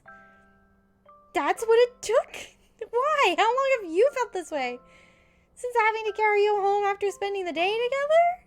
I think that's when I first realized it. Then why did you say something? I've been suffering in silence this entire time. I thought you wanted to keep it casual. We saw each other almost every day. How's that casual? This is so cute. But you never acted any differently. And I was busy sorting through my own feelings anyway. So was I. But that's no excuse for how long you kept me waiting. I won't forgive you. What? Why are you smiling like that? It's cute, seeing you all worked up like this. Periwinkle struggles to his feet and begins stomping away. You could have saved me a lot of heartache, you know. Pastel sits up, straightening out his cloak and retrieving his hat. Where are you going? Come back. No, I'm too upset. Perry, I was convinced that I'd cursed myself with some kind of love potion. My fake aphrodisiac turned real. What in the world? Because we didn't fuck that day. Fucking was supposed to be the entire point of it. But Perry, everything's spiraled out of control since then. I couldn't stop thinking about you. You broke my magic for weeks and weeks. All I can conjure was that stupid peach blossom scent. Really? Yes!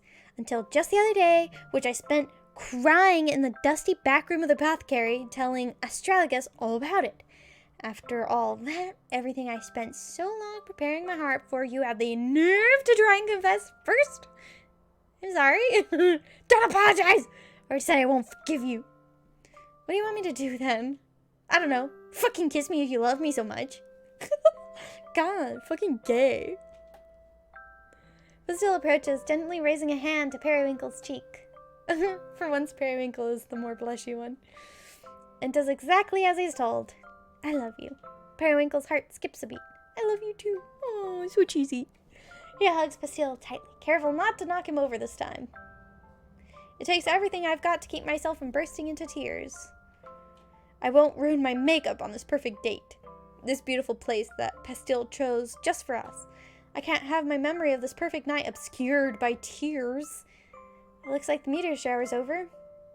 Take me home. Are you still mad at me? I'm not mad at you. I've never seen you like this. I don't know how else I should interpret it. I'm overwhelmed, elated, relieved, and frustrated. I want to get in bed so you can hold me close all night. I don't think I'll be convinced that this was real unless you do that, so please. That sounds really nice. Okay, if it's to convince you, I guess I have no choice. So cute. You look so pretty in pink against the starry night sky. Without you, my heart would sink. This is cute. So I am telling you why. The world has to move, and with that we have to make do. NPC I Casey! don't want to do anything without you.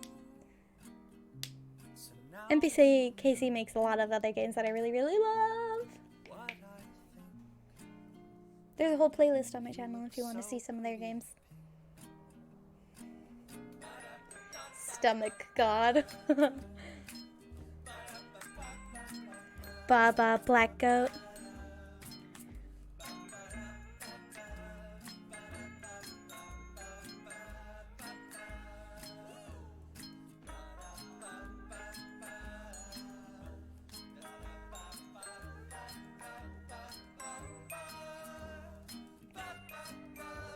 So cute. So now you know, and here we go. My love, my dear, my sweet, you look so pretty in pink. Aww, so cute. Oh. Thank you for reading Starry Flowers, a beautiful memoir detailing my first experience with true love. As a reward for finishing the story, you may now access the extra scenes and bonus chapters along with a lovely image gallery. Memoir? Perry, how detailed is this? Don't worry, my sweet, I've kindly skipped over all the sex scenes so you have nothing to be embarrassed about. The stuff leading up to those is still embarrassing. How much did you leave in? It doesn't matter. This isn't canon. Merely an excuse to speak directly to the reader. I would never reveal such private details about you, such as your fetishes, without your explicit consent. That's enough. End the scene. Please enjoy the bonus material. Thanks again. We're not going to go through the bonus material. Maybe we'll go through the bonus material in another video, but I think that there's something that should be left for everybody to play on their own. Like it's nice that there's extras that you could go play by yourself. I'll probably play them by myself because Nom Nom Nommy deserves the attention, I guess. I really love this game. Make sure you support Nom Nom Nommy. All of their games up to now have been between women. So this is their first male romance.